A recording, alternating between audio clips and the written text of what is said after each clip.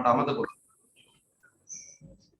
මම කියාගෙන ගියේ පරිසරය සහ සංවර්ධනය කියලා කියන්නේ එකිනෙක නිතර ගැටෙන දෙන්නේ. ඒකෙදී පරිසරයේ ප්‍රකෘති ස්වභාවය 100% ආරක්ෂා කරගෙන අපිට පුළුවන් කමක් නැහැ අපේක්ෂිත සංවර්ධනයේ 100% ළඟා කරගන්න.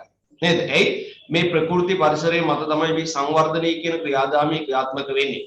ඒ නිසා අපිට මේ දෙන්න නිතර ගැටෙන දෙන්නෙක් විදිහට හඳුනා ගන්න පුළුවන්. එතකොට ඔයගොල්ලෝ මේ නිබන්ධනයේ මේ නෝට් එක කියවුවනම් ඔයගොල්ලන්ට පේන්නේ ඇති මේක ඉදිරිපත් වෙලා තියෙනවා විවිධ වර්ගයේ පරිසර සංවිධාන. නේද? පළවෙනි පේජ් එකේ බලන්න ජාත්‍යන්තර සහ ජාතික පරිසර සංවිධාන කියලා කොටස් දෙකකට වෙන් කරලා දීලා තියෙනවා. පළවෙනි පේජ් එකේ අගම කොටස නේද?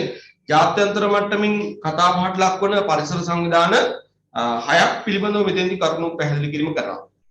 එක්සත් ජාතීන්ගේ පරිසර වැඩසටහන, ඊළඟට එක්සත් ජාතීන්ගේ පරිසරය හා සංවර්ධනය පිළිබඳ සමුළුව, ස්වභාව සම්පත් හා ස්වභාව ධර්මයේ ආරක්ෂා කිරීමේ ජාත්‍යන්තර සංගමය, දේශගුණ විපර්යාස පිළිබඳ අන්තර්රාජ්‍ය අනුකමිටුව, ඊළඟට අන්තර්ජාතික ජල කළමනාකරණ ආයතනය, දකුණු ආසියාතික සහයෝගිතා හා පාරිසරික වැඩසටහන කියන 6 දෙනාගෙන තමයි ජාත්‍යන්තර මට්ටමේ සංවිධාන විදිහට අපි කතා බහ කරන්නේ. ඒ වගේම තමයි අපේ රටත් සංවර්ධන ක්‍රියාදාමයේ යම් පමණකට ක්‍රියාත්මක වන සංවර්ධිත මට්ටමට ළඟා වීම සඳහා බොහෝ වෙහෙස මහන්සි වෙන රටක්. නේද? ඒ කරා නොගියට එහෙම ලොකු වෙහෙස මහන්සියක් ගන්නවා. ඒතර අපිට පේනවා අපේ රට තුලත් විවිධ වූ සංවර්ධන ව්‍යාපෘති ඊළඟට සංවර්ධන සැලසුම් ක්‍රියාත්මක වෙමින් තියෙනවා. ඒ தත්ත්වය තුළ පරිසරයට යම් යම් හානිදායක තත්ත්වයන් වෙලක් තියෙනවා, අත්කර ගනිමිනුත් ඉන්නවා. ඒවැය බලපෑම් මිනිස්සු භුක්ති විඳිනොත් ඉන්නවා. ඒ නිසා අපිට සිද්ධ වෙලා තියෙනවා ජාතික මට්ටමේ පරිසර සංවිධාන මොනවද තියෙන්නේ? ඒවැය කාර්යභාරය මොකද්ද? අරමුණු මොනවද? මෙන්න මේ කාරණා පිළිබඳව පොඩ්ඩක් හොයලා බලන්න. අන්න ඒ නිසා අපිට ජාතික මට්ටමේ සංවිධාන කීපයක් ගැන කතා කරන්න වෙලා තියෙනවා. එතෙන්දී ජාතික ජල සම්පත් පර්යේෂණ නියෝජිත ආයතනය, මධ්‍යම පරිසර අධිකාරිය, වෙරළ සංරක්ෂණ දෙපාර්තමේන්තුව වගේ ජාතික මට්ටමේ පරිසර සංවිධාන කීපයක් ගැන තමයි මෙතෙන්දී කතා බහ කරන්නේ. දැන් ඔතෙන්ට පේනවා ඇති ඔයගොල්ලන්ට මේ පරිසර සංවිධාන ලයිස්තුව බැලුවහම වැඩි අවධානයක් මේ නෝට් එකේදී දීලා තියෙන්නේ ජාත්‍යන්තර මට්ටමේ පරිසර සංවිධාන කෙරෙහි. නේද? හොඳයි. මේ පාඩමේ ස්වභාවය පිළිබඳව තමයි මම ඔයගොල්ලන්ට පැහැදිලි කිරීම කළේ. හොඳයි. එතකොට අපි බලමු පරිසර සංවිධාන පිළිබඳව කතා බහ කරන්න ඕනි ඇයි? මොකද්ද හේතුව? අපි දන්නවා මේ වෙනකොට ලෝකයේ ගෝලීය පරිසර අර්බුද කීපයකට මුහුණ පාලා ඉන්නවා සියලුම දෙනා. නේද? රටවල් මට්ටමට අදාළ නැහැ, මහද්වීප මට්ටමට අදාළ නැහැ. මුළු මහත් ගෝලීය ප්‍රජාවම එක හා සමානව බැටකන ප්‍රශ්න පරිසර අර්බුද රැස් කීපයකට මුහුණ පාලා ඉන්නවා. එකක් තමයි අපි දන්නවා මේ වෙනකොට නිතර කතා බහේ තියෙන ගෝලීය උණුසුම් දී. නේද? සියලු දෙනාට මේක හා සමානව බලපානවනේ. ඒ වගේම අපි රටවල් මට්ටමින් ගිහිල්ලා බැලුවොත් ලෝකයේ විවිධ රටවල් මේකට දායක වෙලා තියෙන ආකාරයන් විවිධයි. දැන් උදාහරණයක් ගත්තාම ඇමරිකා එක්සත් ජනපදයේ කියන රට ලෝකයේ මුළු බල ශක්ති පරිභෝජනයෙන් 4/1 සඳහා දායක වෙනවා. නේද? ඒගොල්ලන්ගේ බල ශක්ති පරිභෝජනයේ ලෝකයේ මුළු බල ශක්ති පරිභෝජනයෙන් 4/1. ඉතින් ඒගොල්ලෝ තමයි එතකොට ගෝලීය උණුසුම් වීම කෙරෙහි දායක වෙන රටවල් ලැයිස්තුවට පෙළ ගැස්සුවොත් එම දායකත්වය අනුව මුලටම එන්නේ. නේද? මුලටම එන්නේ. හැබැයි ඉතින් එහෙම කියලා මේ ගෝලීය පරිසර අර්බුදයක් වෙච්ච ගෝලීය උණුසුම් වීමේ අහිතකර බලපෑමෙන් 4/1 ඒගොල්ලන්ට අයිති වෙලා නේද? එහෙම නෑනේ. මේ ඇතිවන බලපෑම් අහිතකර දේවල් සියල්ලම සමස්ත ගෝලීය ප්‍රජාවටම එක හා සමාන භුක්ති විඳින්න සිද්ධ වෙලා තියෙනවා. සමහර විට ඇමරිකා එක්සත් ජනපදයේ ඒකේ දරුණු බලපෑම් ඇති නොවුණා සමහර රටවල් වලට ඒකේ දරුණු බලපෑම් ඇති වෙලා තියෙනවා. නේද? වැඩි බලපෑම් වලට ලක් වෙන්න වෙලා තියෙනවා. දැන් උදාහරණයක් විදිහට ගත්තාම මාලදිවයින් ඒගොල්ලන්ට තියෙන ප්‍රබලම අභියෝගය තමයි දූපත් ජලයෙන් යට වී යාම. ඒ මුහුදු මට්ටම ඉහළ යාම මේ ගෝලීය උණුසුම් වීම කියන කාරණා දෙක හරහා. එතකොට ළමයි මේ වගේ තත්ත්වයක් තමයි ලෝකේ තියෙන්නේ. මෙන්න මේ පරිසර අර්බුද වලට හේතු මොනවද කියලා හොයන්න පටන් ගන්නවා ලෝකයේ මිනිස්සු. හරි? පරිසර අර්බුද වලට හේතු හොයන්න පටන් ගන්නවා. දැන් මෙතන ඊයේ නොහිටපු කීප දෙනෙක් ඉන්නවා. දැන් ඒගොල්ලෝ බලනවා ඉතින් අද රිවිෂන් වලට තමයි සූදානම් වුණේ මේ මොකද්ද කතා කරන්න යන්නේ කියලා. ඊයේ ළමයින්ගෙන්ම යෝජනාවක් ආවා රිවිෂන් කාලයත් යොදවලා. දැන් අපේ සිලබස් එකේ 99%ක්ම අවසానයි වැඩ කටේ. තව ඉතුරුලා තියෙන්නේ අපිට මෙන්න මේ පරිසර සංවිධාන ටිකයි ගෝලීයකරණය කියන කොටසයි ඊළඟට මේ මාසයේ ඔබ අතරපත් කරලා තියෙන කලාපීය සංවිධාන කීපයක් පිළිබඳ කතා බහයි විතරයි ඉතුරුලා තියෙන්නේ. ඒතර මේගොල්ලන්ගෙන්ම යෝජනාවක් ආවා මේ ඉතුරු වෙලා තියෙන කාලයක් ප්‍රයෝජනෙට අරගෙන මේ මාසේ 30 වෙනිදාට පෙර ඒ කියන්නේ රිවිෂන් වලට යොදාගත්ත කාල සීමාවත් යොදාගෙන මේ මාසේ 30 වෙනිදාට පෙර සියලුම රිවිෂන් වලට තියරි වලට අදාළ කොටස් ටික කතා කරලා ඉවර කරමු කියලා. එතකොට රිවිෂන් ඉවර මේ තියරි කොටස් ඉවරයිනේ.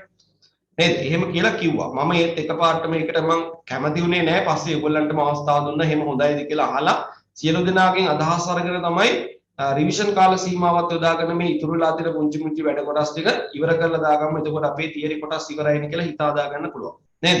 ඒකට හැමදෙනාම එකග වුණා. ඒ නිසා තමයි මේ රිවිෂන් වෙලාවෙදිත් මේ තියරි කතා කරන්නේ. නැත්තම් බලනවා ඇති මේ ඊයේ හිටපු නැති පිරිසක් මෙතන දැන් ඉන්නවා. මේ මොකද්ද මේ වෙන්නේ කියලා. නේද? ඔන්න මම කතාව පැහැදිලි කළා. එතකොට මේ 30 වෙනිදාට පෙර අපි මේ තියෙන සියලුම තියරි කොටස් ටික අවසන් කරනවා. එහෙම කියලා මම කිව්වා තියරි රිවිෂන් කරන පැය 4ම අරගෙන අපි තියරි කතා කරන්න සූදානම් නැහැ. එහෙම තියරි කතා කරන්න බෑ. උපරිම පැය දෙකකට වඩා තියරි කතා කරන්න ගියේ සාර්ථකත්වයකුත් නැහැ. ඒ නිසා අපි මේ පැය දෙකක් අරගෙන අද දවසේ පරිසර සංවිධාන කොටස ඉවර කරගන්න තමයි බලන්නේ. හොඳයි.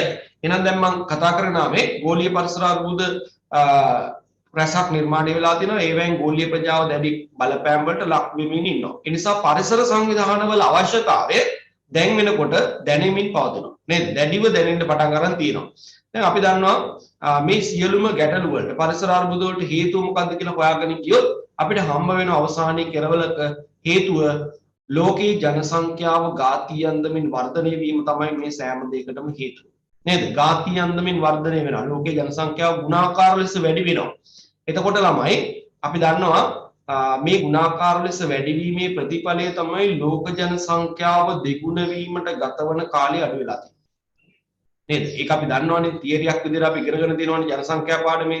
ලෝකයේ ඉන්න ජනසංඛ්‍යාව රටක ඉන්න ජනසංඛ්‍යාව වැඩි වෙන වේගය වැඩි වෙනකොට නේද? ඒ වර්ධන වේගය වැඩි වෙනකොට ඒ රටේ හරි ඒ මහද්වීපේ හරි ලෝකයේම හරි ඉන්න ජනසංඛ්‍යාව ඩබල් වෙන්න දෙගුණයක් වෙන්න ගත වෙන කාලය අඩු වෙනවා. නේද? දැන් ඔයගොල්ලෝ දන්නවා පළවෙනි බිලියනේ ලෝකේ වාර්තා වෙන්න අවුරුදු කොච්චර ගියාද කියලා. හැබැයි අවුරුදු 123ක් ගිහිල්ලා තියෙනවනේ. හැබැයි දෙවෙනි බිලියනේ වාර්තා වෙන්න ඒ තරම් කාලයක් ගිහිල්ලා නැහැ. නේද? ඒ තරම් කාලයක් ගිහිල්ලා නැහැ. වසර 32ක් වගේ කාලයක් ගිහින් තියෙනවා. කොහොම බලනකොට බිලියනේ බැගින් ලෝක ජනගහනට එකතු වෙන්න ගත වෙලා තියෙන කාලය වේගයෙන් අඩු වෙලා ගිහිල්ලා තියෙනවා. එහෙනම් ඔන්න ඕක තමයි ප්‍රධානම හේතුව මේ සියලුම පරිසර අර්බුද නිර්මාණය වෙන්නේ. එතකොට මේක අවබෝධ කරගත්ත පරිසර විද්‍යාඥයෝ මේ ජනසංඛ්‍යාව නිසා හටගන්න පරිසර අර්බුද පාලනය කිරීම සඳහා ජනසංඛ්‍යාවම ඒකරාශී කරගත්ත ඒ ජනසංඛ්‍යාවම ඒකරාශී කරගන්න නායකත්වය ගන්න පුළුවන් කණ්ඩායම් එකතු කරගෙන පරිසර සංවිධාන ලෝකයේ පිහිටවාගෙන ඒගොල්ලන්ට විවිධ අරමුණු දීලා ඒ අරමුණු සාක්ෂාත් කර ගැනීම සඳහා මුළු මහත් වූ ගෝලීය ප්‍රජාවම පෙළගස්වීම සඳහා තමයි මේ පරිසර සංවිධාන නිර්මාණය කරගෙන තියෙන්නේ. නේද? අපි බලමු පොඩ්ඩක් මේ හැඳින්වීමක් තියෙනවා පරිසර සංවිධාන ගැන. මම කිව්වා මේ ෂෝට් නෝට් එකක් හදාගෙන යන්න තමයි සූදානම. ඒ නිසා ඒකට අවශ්‍ය කරන කොලයක් පෑනක් ප්ලාස්ටික් කරගන්න කියලා මම කිව්වා කලින්. හැඳින්වීම කියලා බලන්න කාර්මික විප්ලවයත් සමග ලෝක ජනසංඛ්‍යාව ඝාතීය අන්දමින් ඉහළ යාම සිදු වෙමින් පවතී. ඒ නිසා ලෝකයේ ජනසංඛ්‍යාව දෙගුණ වීමට ගතවන කාලයද ක්‍රමයෙන් පහළ බසිමින් පවතී. නමුත් වැඩිවන ජනසංඛ්‍යාවගේ සියලු අවශ්‍යතා සපුරා ගැනීමට සිදුවන්නේ පවතින සම්පත් යොදාගෙනයි. නමුත් ජනසංඛ්‍යාව වැඩි වෙන ආකාරයට සම්පත් වැඩිවීමක් සිදුවන්නේ නැත. අන්න වැදගත්ම දේ ජනසංඛ්‍යාව වේගෙන් වැඩි වුණා කියලා ලෝකයේ ඒගොල්ලන්ගේ අවශ්‍යතා පිරිමහා ගන්න තියෙන සම්පත් ටික වැඩිවීමක් අපි බලාපොරොත්තු වෙන්නේ නැහැ. එහෙම වැඩි වෙන්නේ නැහැ. ඒ නිසා සම්පත් භාවිතයෙන් අවශ්‍යතා ඉටු කර ගැනීමට කටයුතු කිරීමේදී විශාල තරඟකාරීත්වයක් ඇති වෙලා තියෙනවා. දැන් ජල සම්පත් ස්ථාවරයි. නේද? khනිජ සම්පත් ස්ථාවරයි. ඊළඟට ස්වභාවික සම්පතක් විතර ගත්තාම වන සම්පත ස්ථාවරයි. නේද? එහෙම තත්ත්වයන් තියෙනවා. මේවා භාවිතා කරලා තමයි මිනිස්සුන්ගේ අවශ්‍යතා පිරිමහ ගන්න වෙලා තියෙන්නේ. හැබැයි ඉතින් මේ අසීමිත වෙච්ච නිරන්තරයෙන් වර්ධනය වන ජනසංඛ්‍යාවේ අවශ්‍යතා පිරිමහන්න ගියාම ඉස්සර නොතිබුණු තරගයක් දැන් සම්පත් පරිභෝජනය තුළ ඇති වෙලා තියෙනවා. නේද? Tamante සම්පත් ටික වැඩිපුර ලබා ගන්න මිනිස්සු ලොකු තරගයක නියැලලා ඉන්නවා. අන්න එතකොට පරිසරය ගැන තිබිච්ච හිතකාමී බව පරිසර හිතකාමී ආකල්ප ක්‍රමානුකූලව සමාජයෙන් තුරන් වී යාමක් අපිට පේනවා. නේද? ආදිවාසී පරම්පරාවේ මිනිස්සු තාම පරිසරය සමග බොහොම සුහදශීලී ගනුදෙනුවක ඉන්නවා. ඒගොල්ලන්ට පරිසරයෙන් ඇති වෙලා තියෙන පීඩාවන් අවමයි. හැබැයි අපි දන්නවා ඒගොල්ලෝ තමයි පරිසරයත් එක්ක අපිට වඩා ගනුදෙනු කරන්නේ. හැබැයි ඒගොල්ලෝ අනුගමනය කරන්නේ පරිසර ආචාර ධර්ම නිසි පරිදි අනුගමනය කරනවා. හැබැයි මේ නූතන ඩිජිටල් තාක්ෂණයේ ඉන්න මිනිස්සු එහෙම නැහැ. පරිසරයේ මත තමයි සියලුම දේවල් කරන්නේ. හැබැයි ඉතින් පරිසරයට සිදුවන හානිය පිළිබඳව ඒගොල්ලෝ තැකීමක් නොකොට නේද? එහෙම හිතන්නේ බලන්නේ නැතුව අර ඒ ඩිජිටල් තාක්ෂණ නිර්මාණය කරගත්ත රොබෝට් වගේ කටයුතු කරන ආකාරයක් තමයි අපිට පේන්නේ. එහෙම තමයි ඒ යනකොට තමයි අපිට මේ තරඟකාරී බව නිර්මාණය වෙලා පරිසරය අපිට පෙරලා ප්‍රහාර එල්ල කරන්න පටන් ගන්න තියෙන්නේ. නේද? දැන් නායම් සිද්ධ වෙනවා. ඊළඟට නියගයන් සිද්ධ වෙනවා. මේ හැම දෙයකටම හේතුව මිනිස්සු අනිසි ලෙස සම්පත් පරිභෝජනය කෙරෙහි තරඟකාරීත්වයක් ඇති කර ගැනීම කියලා තමයි හොයාගෙන තියෙන්නේ. මේ නිසා වර්තමාන ලෝකයේ පෙර නොවුවිරු අන්දමින් පරිසර අර්බුද රැසකට මුහුණ පා සිටි. පරිසර අර්බුද රැසකට මුහුණ පාලා ඉන්නවලු මේ කියන කාරණේ නිසා. වැඩිවන ජනසංඛ්‍යාව හමුවේ නිරන්තරයෙන් වර්ධනය වන ඔන්න වැදගත් දෙයක් කියන්නේ නිරන්තරයෙන් වර්ධනය වන අසීමිත මිනිස් අවශ්‍යතා සපුරා ගැනීමට කටයුතු කිරීමේදී භෞතික පරිසරය වැඩි වශයෙන් භාවිත කිරීමට සිදුවේ. මේ අවසන් ප්‍රතිඵලය වන්නේ පාරිසරික සමතුලිතතාවයේ බියකරු අන්දමින් බිඳ වැටීමයි. ලේසි නෑ නිකම් බිඳ වැටෙනවා කියලා නෙමෙයි කියන්නේ. විශාල බලපෑමක් මිනිස්සුන්ට සහ සත්ත්ව ප්‍රජාවට ඇති කිරීමේ හැකියාවක් ඇති අන්දමින් තමයි මේක බිඳ වැටෙන්නේ. සමහර වෙලාවට මේ පරිසර සමතුලිතයේ බිඳ වැටුනහම ඒක නැවත ප්‍රතිපූර්ණය කරන්න මිනිස්සුන්ට අසමත් වෙලා තියෙනවා. මිනිස්සු අසමත් වෙලා තියෙනවා. නේද? විද්‍යාව හා තාක්ෂණයේ දියුණු මට්ටමක පරිම මට්ටමක ජීවත් වෙන මිනිස්සු කණ්ඩායමක් වර්තමාන ලෝකේ ඉන්නේ තාක්ෂණික පැතිකඩ ඉතා ඉහළයි. නමුත් අපිට පේනවා මේ ගනුදෙනුවේදී පරිසරයයි මිනිස්සු අතර තියෙන ගනුදෙනුවේදී මේ ඇති වෙලා තියෙන හානිදායක තත්ත්වය බිඳ වැටීම තුළ ඇතිවන සමතුලිතතාවයේ බිඳ වැටීම නැවත ප්‍රතිපූර්ණය කළා නැවත යථා තත්ත්වයට ගන්න බැරි මට්ටමකට මිනිස්සු අසරණ වෙලා තියෙනවා. නේද? එහෙම තත්ත්වයන් අපිට ලෝකේ දකින්න ලැබෙනවා. මේ නිසා ගෝලීය පරිසර අර්බුද රැසක් නිර්මාණය වෙයි කියලා කියනවා. අපි ලියමු එකක් දෙකක් ගැන. ගෝලීය පරිසර අර්බුද ගැන උදාහරණ ලියන්න. ගෝලීය තාපවත් වීමේ ගැටලුව. ගෝලීය තාපවත් වීමේ ගැටලුව. ගෝලීය තාපවත් වීමේ ගැටලුව. දෙක ඕසෝන් ස්තරයේ ක්ෂය වීම. ඕසෝන් ස්තරයේ ක්ෂය වීම.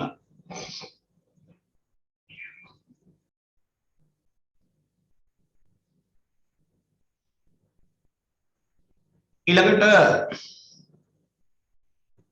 විවිධ ශාක හා සත්ත්ව ප්‍රජාවන් වඳවීමේ තර්ජනයට ලක්වීම.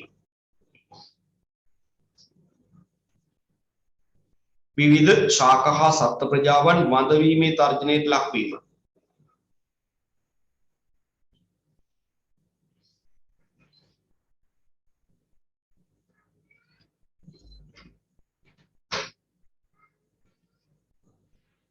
ඊළඟට සංවේදී පරිසර පද්ධති හායනය වීම. සංවේදී පරිසර පද්ධති හායනය වීම. උදාහරණයක් විදිහට ගත්තාම කොරල් පර වගේ දේවල්. ඒකත් අස්සේ ගිහිල්ලා උදාහරණයක් පෙන්නුවොත් අර ඕස්ට්‍රේලියාවට ආසන්නයේ පිළිලා තියෙන මහා බාධක කොරල් පරය අජීවී තත්ත්වයටපත් වීම වගේ දේවල්. හොඳයි උදාහරණ තියෙනවා එතකොට ගෝලීය පරිසර අර්බුද වලට දැන් මම ඔය කියපු කාරණා හරනකොට සමහරට ඔබලගත් මේකට අවශ්‍ය කරන පිළිතුරු ඇති.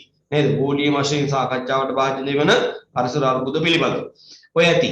අපි යමු ඊළඟට කියනවා පොසිලමය බලශක්ති භාවිතයේ වේගවත් වීම. ඔන්න ඔවට හේතු ටිකක් කියාගෙන යන්නයි හදන්නේ. පොසිලමය බලශක්ති භාවිතයේ වේගවත් වීම. වන විනාශයේ වේගවත් වීම. ඊළඟට වෙළඳාම දියුණු වීම. විෂ වායු වර්ග වායුගොල්ලට විමෝචනය කිරීම. ඕසෝන් ස්තරයේ ක්ෂය වීම වැනි හේතු සාධක මේ කිරී බලපායි. දැන් ඕසෝන් ස්තරයේ ක්ෂය වීම ගෝලීය පරිසර අර්බුදයක් විදිහට දැක්කා. ඒ වගේම මේක හේතුවක් වෙනවා තවත් පරිසර අර්බුදවලට. නේද? දැන් උදාහරණයක් විදිහට ගෝලීය උණුසුම් වීම කෙරෙහි ඕසෝන් ස්තරයේ ක්ෂය වීම බලපාලා තියෙනවා. ඒ නිසා මෙතන හේතු සාධකයක් විදිහට පෙන්නලා දෙනවා. මෙම ගෝලීය පරිසර අර්බුද වලින් ඇතිවන බලපෑම් වලට නිශ්චිත සීමාවන් දක්නට නැත. මේ නිසා ජාත්‍යන්තර මට්ටමින් හා ප්‍රාදේශීය මට්ටමින් මේවා විසඳාලීම සඳහා විවිධ විධිවිධාන යෙදිය යුතුව තිබේ. ඒ කියන්නේ පරිසර අර්බුද ඇති වුනහම ඒවා ඒ හටගන්නා ජනනය වන සීමාව තුළ බලපෑම් ඇති කරනවා වෙනුවට මුළු මහත් ගෝලීය ප්‍රජාවටම එක හා සමාන බලපෑම් ඇති කිරීම තමයි සිද්ධ වෙන්නේ. දැන් ඕසෝන් ස්තරයේ ක්ෂය වීම සිද්ධ වෙලා තියෙන්නේ අපි දකිනවා විශාලම සිදුර නිර්මාණය වෙලා තියෙන්නේ ඇන්ටාර්ක්ටික් මහද්වීපයේ ඉහළින්. නේද? ඊට ඉහළින්. හැබැයි ඉතින් ඒ කලාපයට දරුණු බලපෑම් ඇති වෙනවා තමයි ඕසෝන් ස්තරයේ ක්ෂය වීම හරහා. ඒ විතරක් නෙමෙයි ඉතින් ඒක මුළු මහත් ගෝලීය ප්‍රජාවට මානසික බලපෑම් ඇති කිරීම කරේ බලපාලා තියෙනවා. නේද? බලපාලා තියෙනවා. ඊළඟට දේශගුණික විපර්යාස නිසා නියඟයන් නැති වෙනවා නම් නේද? කාන්තාරීකරණය පැතිරෙනවා නම් ඒක සිද්ධ වෙන්නේ අප්‍රිකා මහද්වීපේ නම් වැඩිපුර. ඒගොල්ලන්ට විතරක් නෙමෙයි ඒක බලපෑම. නේද? ඒක සිද්ධ වෙන්නේ ආසියා මහද්වීපේ නම් ඒක බලපාන්නේ ආසියා මහද්වීපේ ඉන්න මිනිස්සුන්ට විතරක් නෙමෙයි මුළු ලෝකෙටම. නේද? ඒක බලපාන්නේ උතුරු ඇමරිකාවට නම් ඒක බලපාන්නේ උතුරු ඇමරිකාවේ ජීවත් වෙන මිනිස්සුන්ට විතරක් නෙමෙයි මුළු මහත් ගෝලීය ප්‍රජාවට. නේද? ආහාර නිෂ්පාදනය අඩපණ වෙයි. සමහරට ආහාර සඳහා පවතින ඉල්ලුම අඩු වෙන්නේ නැහැ එහෙම වුණා කියලා. සැපයීම අඩු වෙනකොට ආහාර සඳහා තියෙන ඉල්ලුම වැඩි වීම නිසා ඒවා මිල පාලනය කර ගන්න බැරි වෙනවා. ඊළඟට ආහාර අවශ්‍ය ප්‍රමාණයට සපයා ගන්න බැරි වෙනවා. මේ නිසා සාගත ඇති වෙන්න පුළුවන්, මන්ද පෝෂණය වැඩි වෙන්න පුළුවන්. නේද? ඊළඟට රටවල් වල ආනයන වියදම් ඉහළ යන්න පුළුවන්. මේ වගේ අර්බුද රැසක් මේ හරහා නිර්මාණය වෙනවා. හරි? මෙසේ අනුගමනය කරන පියවරන්හිදී රාජ්‍ය මට්ටමේ හා රාජ්‍ය නොවන මට්ටමේ සංවිධාන රැසක් මේ සඳහා මැදිහත්ව කටයුතු කරයි. ඒ අතර දැන් අපි මේ කතා බහ කරගෙන ආපු දේවල් තුල ගන්න තියෙන සාරාංශය හදමු බලන්න. මේක හදාගන්න බැයි නම් වැඩක් නැහැ. දැන් අපි කතා කළේ පරිසර සංවිධාන බිහි වෙන්න හේතුව මොකක්ද? නේද? පරිසර අර්බුද නිර්මාණය වෙන්න හේතු මොනවද? ඔය ටිකනේ අපි කතා කළේ. එහෙනම් අපි පොඩි සාරාංශයකට එමු. පළවෙනි තරු ලකුණු ලියන්න පුළුවන්. දැන් මාතෘකාව ලියන්න පරිසර සංවිධාන. මාතෘකාව ලියලා පළවෙනි කාරණේ අංක 1 දැම්මත් කමක් නැහැ, තරු ලකුණක් දැම්මත් කමක් නැහැ. කැමති විදියක්. 1 ගෝලීය පරිසර අර්බුද වලට හේතුව. ගෝලීය පරිසර අර්බුද වලට හේතුව. ගෝලීය පරිසර අර්බුද වලට හේතුව. ඝාතීය ලෙස ජනසංඛ්‍යාව වර්ධනය වීම බව හඳුනාගෙන තිබේ. ඝාතීය ලෙස ජනසංඛ්‍යාව වර්ධනය වීම බව හඳුනාගෙන තිබේ. ගෝලීය පරිසර අර්බුද වලට හේතුව ඝාතීය ලෙස ජනසංඛ්‍යාව වර්ධනය වීම බව හඳුනාගෙන තිබේ. ඔන්න පළවෙනි කාරණය. ඊට පස්සේ අපි කියන්න ඕනේ සංවර්ධනය සහ පරිසරය කියන ශේෂ්ත්‍ර දෙක මේ සැබෑ ලෝකයේදී ක්‍රියාත්මක වෙනකොට මේ දෙක නිතර එකිනෙක ගැටෙන ප්‍රවේශ දෙකක් නැත්නම් අංශ දෙකක් බව. අපි එකක් කියමු දෙවෙනි කාරණේ. ලියන්න. සංවර්ධනය සහ පරිසරය යන තේමාවන් දෙක. සංවර්ධනය සහ පරිසරය යන තේමාවන් දෙක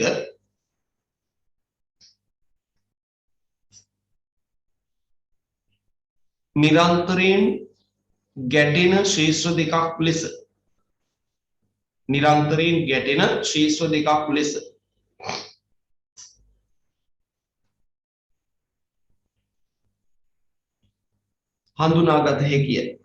හඳුනාගත හැකිය.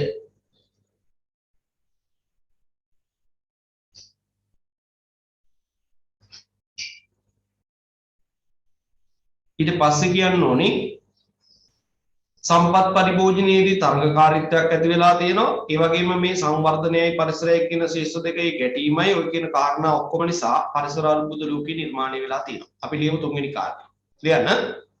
මිනිසා සහ සම්පත් පරිභෝජනය අතර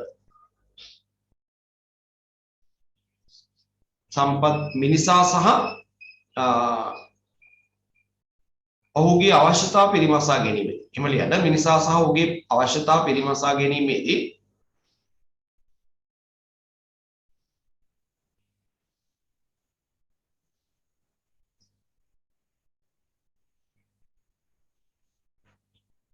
ස්වභාවික සම්පත් පරිභෝජනය තුල තරඟකාරීත්වයක් ඇතිවීම. ස්වභාවික සම්පත් පරිභෝජනය තුල තරඟකාරීත්වයක් ඇතිවීම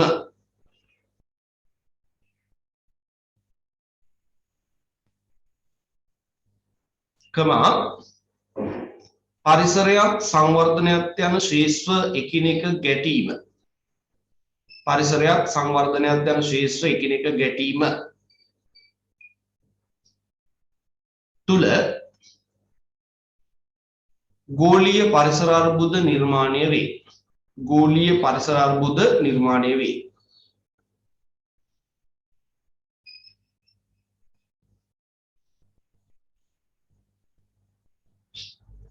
හරි දැන් හොඳ තැනකට ඇවිල්ලා තියෙනවා ගෝලීය පරිසර අර්බුද නිර්මාණය වෙන්න හේතු ක්‍රමානුකූලව පැහැදිලි කරලා දුන්නා. දැන් කියන්න ඕනේ පරිසර සංවිධාන පිටවාගෙන තියන්නේ ඇයි? ගෝලීය ප්‍රජාව මේවා විසඳා ගැනීමට හුරු කරවන්න. නැත්නම් මේ පරිසර අර්බුද පාලනය කර ගැනීම සහ ගෝලීය ප්‍රජාවගේ දායකත්වය ලබා ගැනීම සඳහා පරිසර සංවිධාන විවිධ මට්ටමේ නිර්මාණය කරගෙන තියෙනවා. එහෙනම් ඊළඟ කාරණේ ඊළඟ අංකය ඉහත කී ගෝලීය පරිසර අර්බුද විසඳාලීම සඳහා ඉහත කී ගෝලීය පරිසර අර්බුද විසඳාලීම සඳහා කටයුතු කිරීමට ගෝලීය පරිසර අර්බුද විසඳාලීම සඳහා කටයුතු කිරීමට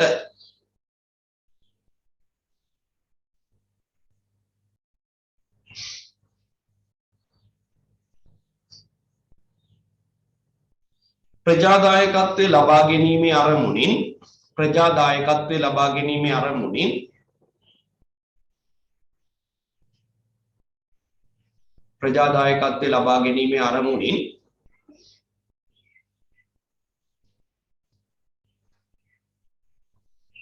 ජාත්‍යන්තර හා ජාතික පරිසර සංවිධාන ජාත්‍යන්තර හා ජාතික පරිසර සංවිධාන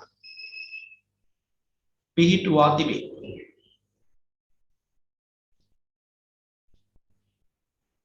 ජාත්‍යන්තර හා ජාතික පරිසර සංවිධාන පිහිටුවා තිබේ. හොඳයි. අපි උදාහරණ ලියලා පෙන්නමු දෙපැත්තට ඊළඟ පොයින්ට් එක දාලා ජාත්‍යන්තර පරිසර සංවිධාන එක පැත්තක ලියන්න අනිත් පැත්තේ ජාතික පරිසර සංවිධාන ලියන්න. ඔයාලගේ page එකේ පළවෙනි page එකේම තියෙනවා ටික වර්ග කරලා. නේද? එක්සත් ජාතීන්ගේ පරිසර වැඩසටහන ඊළඟට එක්සත් ජාතීන්ගේ පරිසරය හා සංවර්ධනය පිළිබඳ සමුළුව ඊළඟට ස්වභාව සම්පත් හා ස්වභාව ධර්මය ආරක්ෂා කිරීමේ ජාත්‍යන්තර සංගමය දේශගුණ විපර්යාස පිළිබඳ අන්තර්රාජ්‍ය අනුකමිටුව අන්තර්ජාතික ජල කළමනාකරණ ආයතනය දකුණු ආසියාතික සහයෝගීතා හා පාරිසරික වැඩසටහන.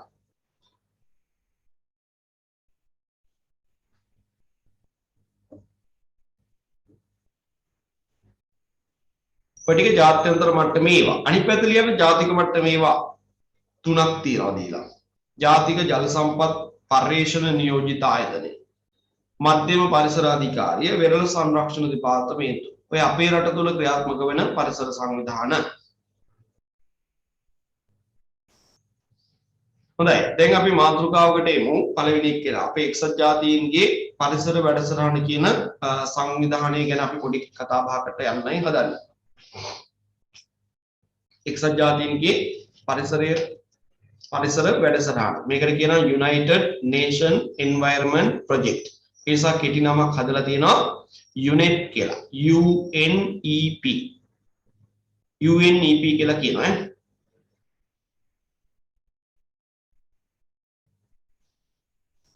United Nation Environment Project. හැබැයි ඔයාලගේ ටියුට් එකේ United කියන එක විතරයි ගහලා තියෙන්නේ. නේද? ඒක කපලා දාන්න. ඒක කපලා ඕනනම් දිගටම ලියා ගන්න United Nation Environment Project. එක්සත් ජාතීන්ගේ පරිසර සංවිධානය. පරිසර සංවිධානය නැත්නම් පරිසර වැඩසටහන.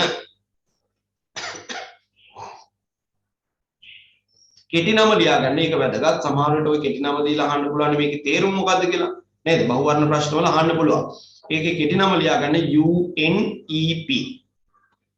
හොඳයි. මේක විශේෂ පරිසර සංවිධානයක් ලෝකෙම තියෙන. හේතුව තමයි අපි දන්නවා ගෝලීය පරිසර සංවිධාන නිර්මාණය කර ගැනීමේදී අපිට පේනවා මූලිකත්වය අරගෙන කටයුතු කරන්නේ ප්‍රධාන වෙලා කටයුතු කරන්නේ බොහෝ විට සංවර්ධිත ලෝකයේ රටවල්.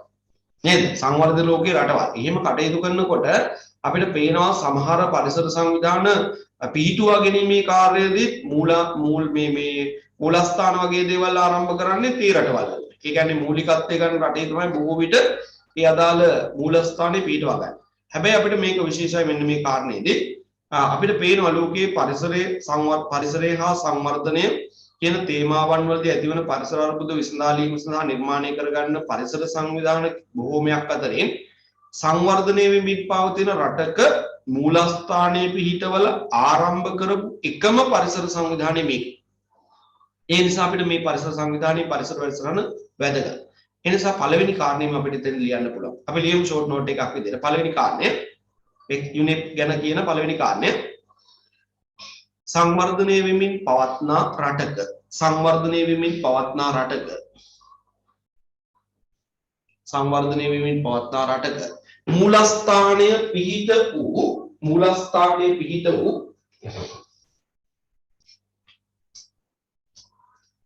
මූලස්ථානයේ පිහිට වූ එකම පරිසර සංවිධානය මෙය වේ. එකම පරිසර සංවිධානය මෙය වේ.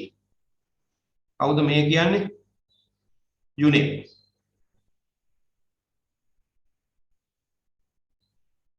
හොඳයි. දැන් බලන්න ළමයි මේ දීලා තියෙන විස්තරයක්. කොහෙද බලන්නකො මේකේ ප්‍රථම සමුළුව පවත්වලා තියෙන්නේ. ඒ වගේම මේක මොන ක්‍රියාදාමයේ ප්‍රතිඵලයක් විදිහට ආරම්භ වුනේ? මොන අවුරුද්දේද? මේ සියලුම කාරණා පළවෙනි හැඳින්වීම තියෙනවා. කියලා බලමු. ස්ටොක්හෝම් නගරයේ පැවති මානව පරිසරය පිළිබඳ එක්සත් ජාතීන්ගේ ප්‍රථම සමුළුවේ ප්‍රතිඵලයක් ලෙස. ඔන්න ඔය විස්තරය අපිට කෙටි කරගන්න පුළුවන්. ඔය කියන මානව පරිසරය පිළිබඳ එක්සත් ජාතීන්ගේ ප්‍රථම සමුළුව කියන එක අපි හඳුන්වනවා ස්ටොක්හෝම් සමුළුව කියලා. ස්ටොක්හෝම් සමුළුව. හරිද?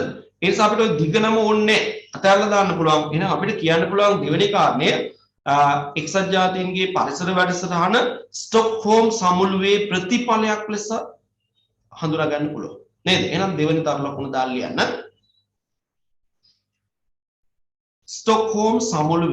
ස්ටොක්හෝම් සමුළුවේ ප්‍රතිඵලයක් ලෙස ස්ටොක්හෝම් සමුළුවේ ප්‍රතිඵලයක් ලෙස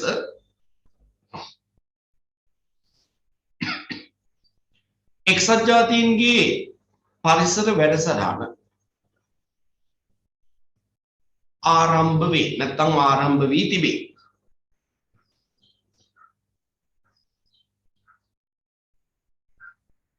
ඊළඟට අවුරුද්ද ලියන්න පුළුවන් අපිට නේද? අවුරුද්ද ලියන්න පුළුවන්. ඊළඟ තරු ලකුණ හරි ඊළඟ අංකය හරි දාලා ලියන්න. 1972 දී ආරම්භ විය.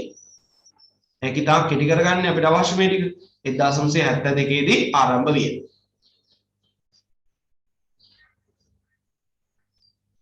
ඔන්න ඊළඟට කියනවා මේකේ මූලස්ථානය අපි කියන්නේ සංවර්ධනයෙන් පවතින රටක තමයි පිහිටවලා තියෙන්නේ කියලා නේද? කොහෙද මේ රට සහ නගරේ තියෙනවා? අප්‍රිකානු මහද්වීපයේ කෙන්යාවේ නයිරෝබි නගරේ තමයි මූලස්ථානය පිහිටලා තියෙන්නේ. ඒ නිසා අපි ඉච්ඡර විස්තර ඕනේ නැහැ. කෙටි කරලා ඊළඟ කාරණේ ලියන්න. කෙන්යාවේ නයිරෝබි නගරේ මූලස්ථානය පිහිටුවා ඇත. කෙන්යාවේ නයිරෝබි නගරේ මූලස්ථානය පිහිටුවා ඇත.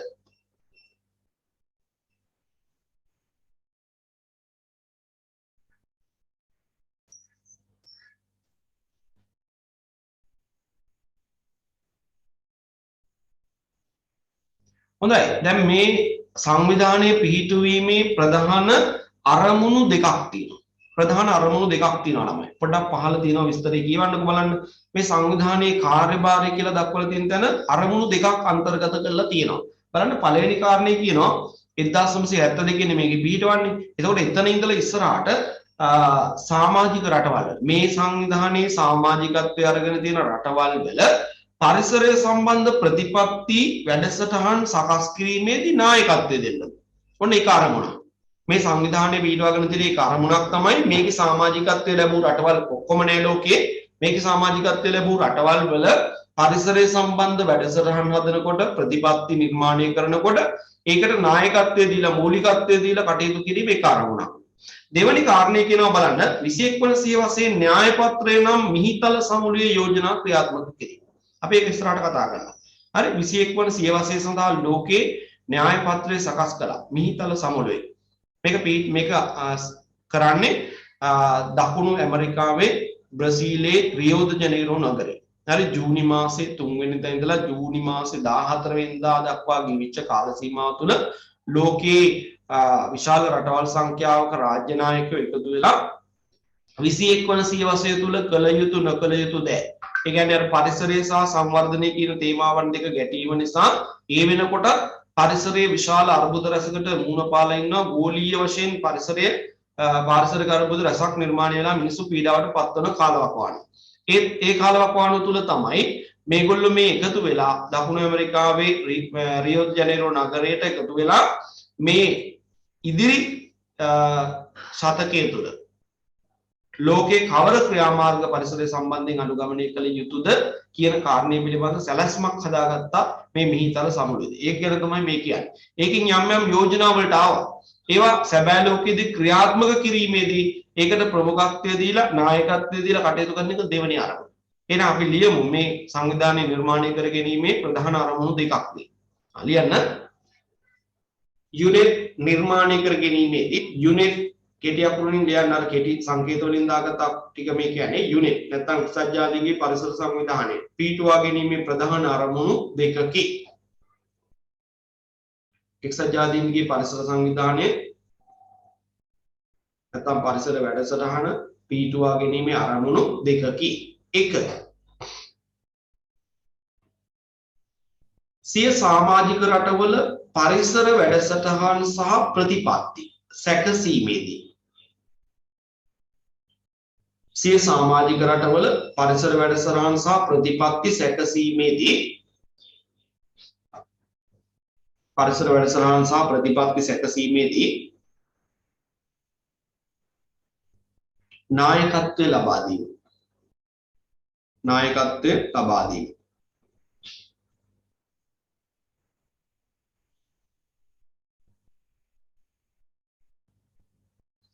ඊළඟ දෙවෙනි කාරණය අංක 2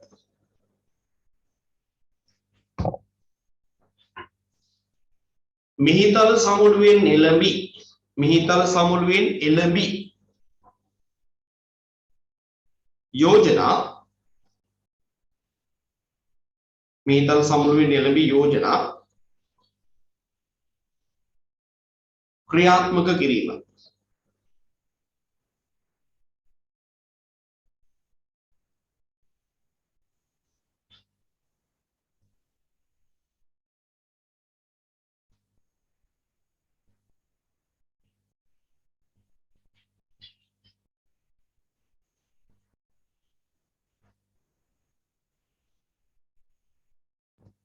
හොඳයි ඊළඟට බලන්න කියනවා දැන් මේ පාරිසරික කටයුතු ක්‍රියාත්මක වෙනකොට මේගොල්ලෝ වැඩසටහන් කටයුතු අංශ 11ක් යටතේ සංවිධානය කරගෙන තියෙනවා බෙදාගෙන තියෙනවා. දැන් මේවා 11ක් පාඩම් කරගන්න අවශ්‍ය නැහැ. මතක තියාගන්න ඕනේ විශේෂ කරුණක් විදිහට මේගොල්ලන්ගේ මේ පාරිසරික හා සම්බන්ධ වැඩසටහන් ක්‍රියාත්මක කිරීමේදී අංශ 11ක් කෙරෙහි අවධානය යොමු වෙලා තියෙනවා. එහෙනම් අපි ලියමු ඊළඟ තව ලකුණ දාලා පස්සේ බලමු අංශ ටික මොනවද කියලා. පරිසරය සහ සමග පරිසරය සම්බන්ධ වැඩසටහන් ක්‍රියාත්මක කිරීමේදී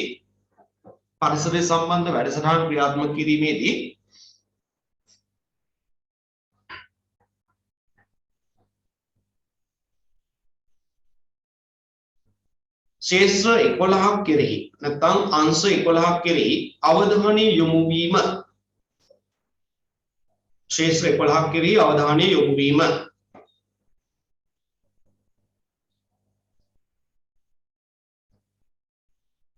හරි මොනවද බලන්නකෝ දැන් ඔයගොල්ලන්ට මතක තියාගන්න පුළුවන් නම් මේ ටික පඩම් කරලා තියාගත්තට කමක් නැහැ. බලන්න කියනවා පරිසරය හා සංවර්ධනය. ඕකනේ ඉතින් ප්‍රබලම තේමාව. ඊළඟට පරිසර දැනුම, ගෝලීය පරිසරය පිළිබඳ අවධානයෙන් සිටීම. ඊළඟට සාගරය, ජලය, භෞම පද්ධති, ඊළඟට ශුෂ්ක හා අර්ධ ශුෂ්ක පරිසර පද්ධති හා කාන්තාරීකරණයේ පාලනය. සෞඛ්‍ය හා මානව ජනාවාස, යුද අවිතරංගී හා පරිසරය. ප්‍රකාශන එළි දැක්වීම කියන ශේෂ්ත්‍ර 11 තමයි මේකෙදි වැදගත් වෙලා තියෙන්නේ මේගොල්ලෝ හඳුනාගෙන තියෙන්නේ. ඒ වගේම තමයි දැන් මේ ලෝකේ පුරා මේ වැඩ කටයුතු ක්‍රියාත්මක කරනකොට ඔය පරිසර වැඩසටහන් ක්‍රියාත්මක කරනකොට ඔය අංශ 11 සම්බන්ධ කරගෙන මේගොල්ලන්ට මේ තනි මූලස්ථානය කියලා මුළු ලෝකයේම වැඩ කටයුතු එකසේ ප්‍රතිඵල ඇතිවන ආකාරයට ක්‍රියාත්මක කරන අමාරුයි. නේද? මුළු ලෝකයේ තුලම මේ දේවල් එක හා සමානව ක්‍රියාත්මක කර ගැනීම අමාරුයිනේ. එතකොට මේගොල්ලෝ මේ සමාජික රටවල් සම්බන්ධ වෙන ආකාරයට එක එක මහද්වීපවල එක එක කලාපවල සමාජික රටවල් තෝරාගෙන ඒවට වගකීම් පවර්ලා තියෙනවා. මේ වගකීම් පවර්ලා තමයි මුළු ලෝකේ පුරාම මේගොල්ලන් මේ බලාපොරොත්තු වෙන කාර්ය ක්‍රියාදාමයේ ක්‍රියාත්මක කිරීම කරන්නේ. බලන්න එතකොට මේගොල්ලෝ කියනවා ඉහත සඳහන් කළ කාර්යයන් ක්‍රියාත්මක කරවීම සඳහා ප්‍රාදේශීය මට්ටමින් කාර්යාල කීපයක් නිර්මාණය කරලා තියෙනවා. හරි කාර්යාල කීපයක් නිර්මාණය කරලා තියෙනවා. කාර්යාල 7ක් ගැන කියනවා. මොනවද බලන්න මේ කාර්යාල 7 අප්‍රිකාවේ කටයුතු මෙහෙවන්නේ ප්‍රධාන මූලස්ථානය නයිරෝබි නගරයේ පිහිටවලා තියෙන මූලස්ථානය. ඊළඟ ආසියා හා ශාන්තිකර කලාපයේ කටයුතු සම්බන්ධයෙන් වගකීම දරන්නේ බැංකොක් නගරයේ පිහිටවලා තියෙන මූලස්ථානය මගේ. ඊළඟ ලතින් ඇමරිකානු කලාපය. මම කියන්නේ මධ්‍යම ඇමරිකානු රටවල් සහ දකුණු ඇමරිකානු රටවල් එකට ගත්තාම අපි ලතින් ඇමරිකානු කලාපය කියන්නේ ඒ කලාපයේ කටයුතු සම්බන්ධයෙන් ප්‍රවීණ මේ ප්‍රමුඛත්වය අරගෙන නායකත්වය දීලා කටයුතු කරන්නේ මෙක්සිකෝවේ පිහිටවලා තියෙන මූලස්ථානයේ මගින්. ඊළඟ කැරිබියානු කලාපයට වෙන් කරලා තියෙනවා. මේ කැරිබියානු කලාපයේ කටයුතු මෙහෙයවීම සම්බන්ධයෙන් කිංස්ටන් නගරයේ ජැමයිකාවේ කින්ස්ටන් නගරයේ පිටවල තියෙන මූලස්ථානයේ තමයිලු නායකත්වය අරගෙන කටයුතු කරන්නේ. ඊළඟට යුරෝපයේ කටයුතු ජිනීවා නගරයේ. ඊළඟට බටහිර ආසියාවේ කටයුතු බහරේන් වල පිටලා තියෙන මූලස්ථානය. ඊළඟට මධ්‍යධරණී කලාපයේ ඇතැන්ස් නගරයේ පිටලා තියෙන මූලස්ථානයේ මගින් මෙහෙයවීම් කටයුතු සිදු කරනවා කියලා තියෙනවා. එහෙනම් බලන්න මේගොල්ලන්ගේ මේ පරිසරය හා සම්බන්ධ වැඩ කටයුතු එහා සම්බන්ධ ක්‍රියාකාරකම් විමධ්‍යගතකරණය සඳහා ගත්ත ක්‍රියාමාර්ගයන් නේද? එහෙනම් අපි ඒක වැදගත් අපිට. මේ තැන් නම් වශයෙන් මතක නොතිබුණත් මේ ක්‍රියාදාමයේ මේ කාරණේ අපිට වැදගත්. අපි ඒක ලියමු. ලියන්න පරිසර වැඩසටහනේ මේ කෙටි කරලා පරිසර වැඩසටහන කියලා කියන්නේ එක්සත් ජාතීන්ගේ පරිසර වැඩසටහන කියන එක. නැත්නම් ඔයාලා ලියන්න UNEP හා සම්බන්ධ වැඩසටහන් ගෝලීය මට්ටමින් ක්‍රියාත්මක කිරීමේදී. ගෝලීය මට්ටමින් ක්‍රියාත්මක කිරීමේදී. ගෝලීය මට්ටමින් ක්‍රියාත්මක කිරීමේදී.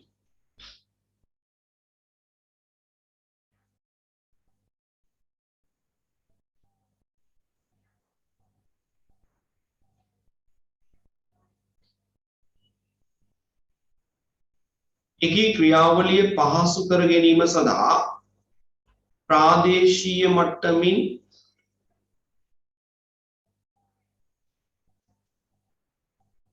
මධ්‍යස්ථාන ජාලයක් ප්‍රාදේශීය මට්ටමින් මධ්‍යස්ථාන ජාලයක් පිහිටුවාගෙන කටයුතු කිරීම.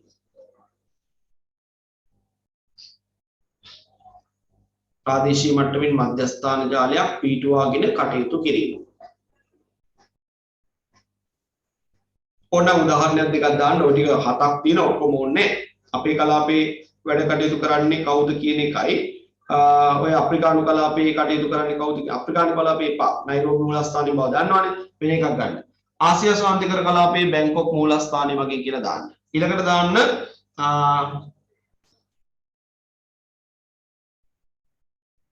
බටහිර ආසියාවේ බහරේන් මූලස්ථානයේ වගේ කියලා දාන්නකො දෙකක් උදාහරණ දාන්න එතකොට ඇති. හැබැයි මේවා පාඩම් කරලා තියාගන්න උදාහරණ දෙකක් තිබුණාම ඇති.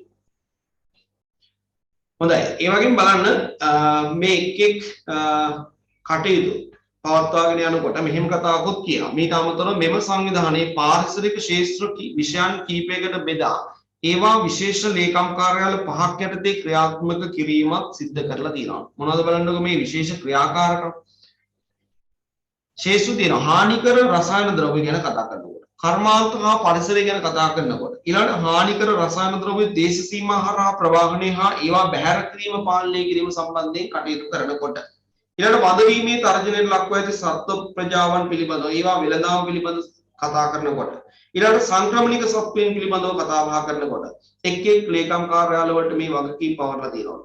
බලන්න එතන වැඩිම ශාස්ත්‍ර ගණනාවක් පවර්ලා තියෙන්නේ බලය දීලා තියෙන්නේ ජිනීවා ලේකම් කාර්යාලය නේද? ජිනීවා වල තියෙන ලේකම් කාර්යාලය. ඊළඟ පැරිසියේ මූලස්ථානයේ තමයි ලේකම් කාර්යාලයට තමයි කර්මාන්ත හා පරිසරය සම්බන්ධයෙන් කටයුතු කරනකොට ඒ අවශ්‍ය වෙන ක්‍රියාමාර්ග සම්බන්ධයෙන් මැදිහත් වෙන්න අවසරය දීලා තියෙන්නේ. නේද? මෙහෙම තියෙනවා. දැන් ඔබට යම් අවබෝධයක් ලැබුණාද එක්සත් ජාතීන්ගේ පරිසර වැඩසටහන කියන්නේ මොකක්ද? මේක නිර්මාණය කළ දෙන්නේ කවද්ද? ඒ වගේම මේකට නිර්මාණය වෙන්න හේතු වුණ සමුළු මොනවද? නේද? මේ වගේ දේවල් පිළිබඳ යම් අවබෝධයක් ඔබට ලැබෙන්න ඇති. දැන් මේකේ පිටු දෙකක විතර විස්තරයක් තිබුණාට අපිට පුළුවන්කම ලැබුණා මේක ෂෝට් කරගන්න. අවශ්‍යම කරුණු ටික විතරක් අපිට ගන්න. මම හිතනවා කරුණු 10කට වඩා අඩු සංඛ්‍යාවකට අපි ගත්තා. නේද? කීයක් ඒ වුණාද කියලා මට පොඩ්ඩක් කියන්න බලන්න. ප්‍රධාන කරුණු කීයකට ගොනු වෙලා ආවද? අමන්දි පොඩ්ඩක් බලලා කියන්න ගැනලා කියන්න මට කීයක් ආවද කියලා. 6යි සර්. 6යි එවිලදී නේද? කරුණු 10කට වඩා අඩු සංඛ්‍යාවකට අපි ගොනු කරගෙන තියෙනවා. ඒතර ඔය ටික මතක තියාගන්න. ඔය කරුණු 6 මතක තියාගන්න පුළුවන් නම් මේ UNEP එක ගැන සම්පූර්ණයෙන්ම ඔයගලන්ට මතක් වෙනවා. නේද? සම්පූර්ණයෙන්ම මතක් වෙනවා. අපි එහෙමනම් යමු.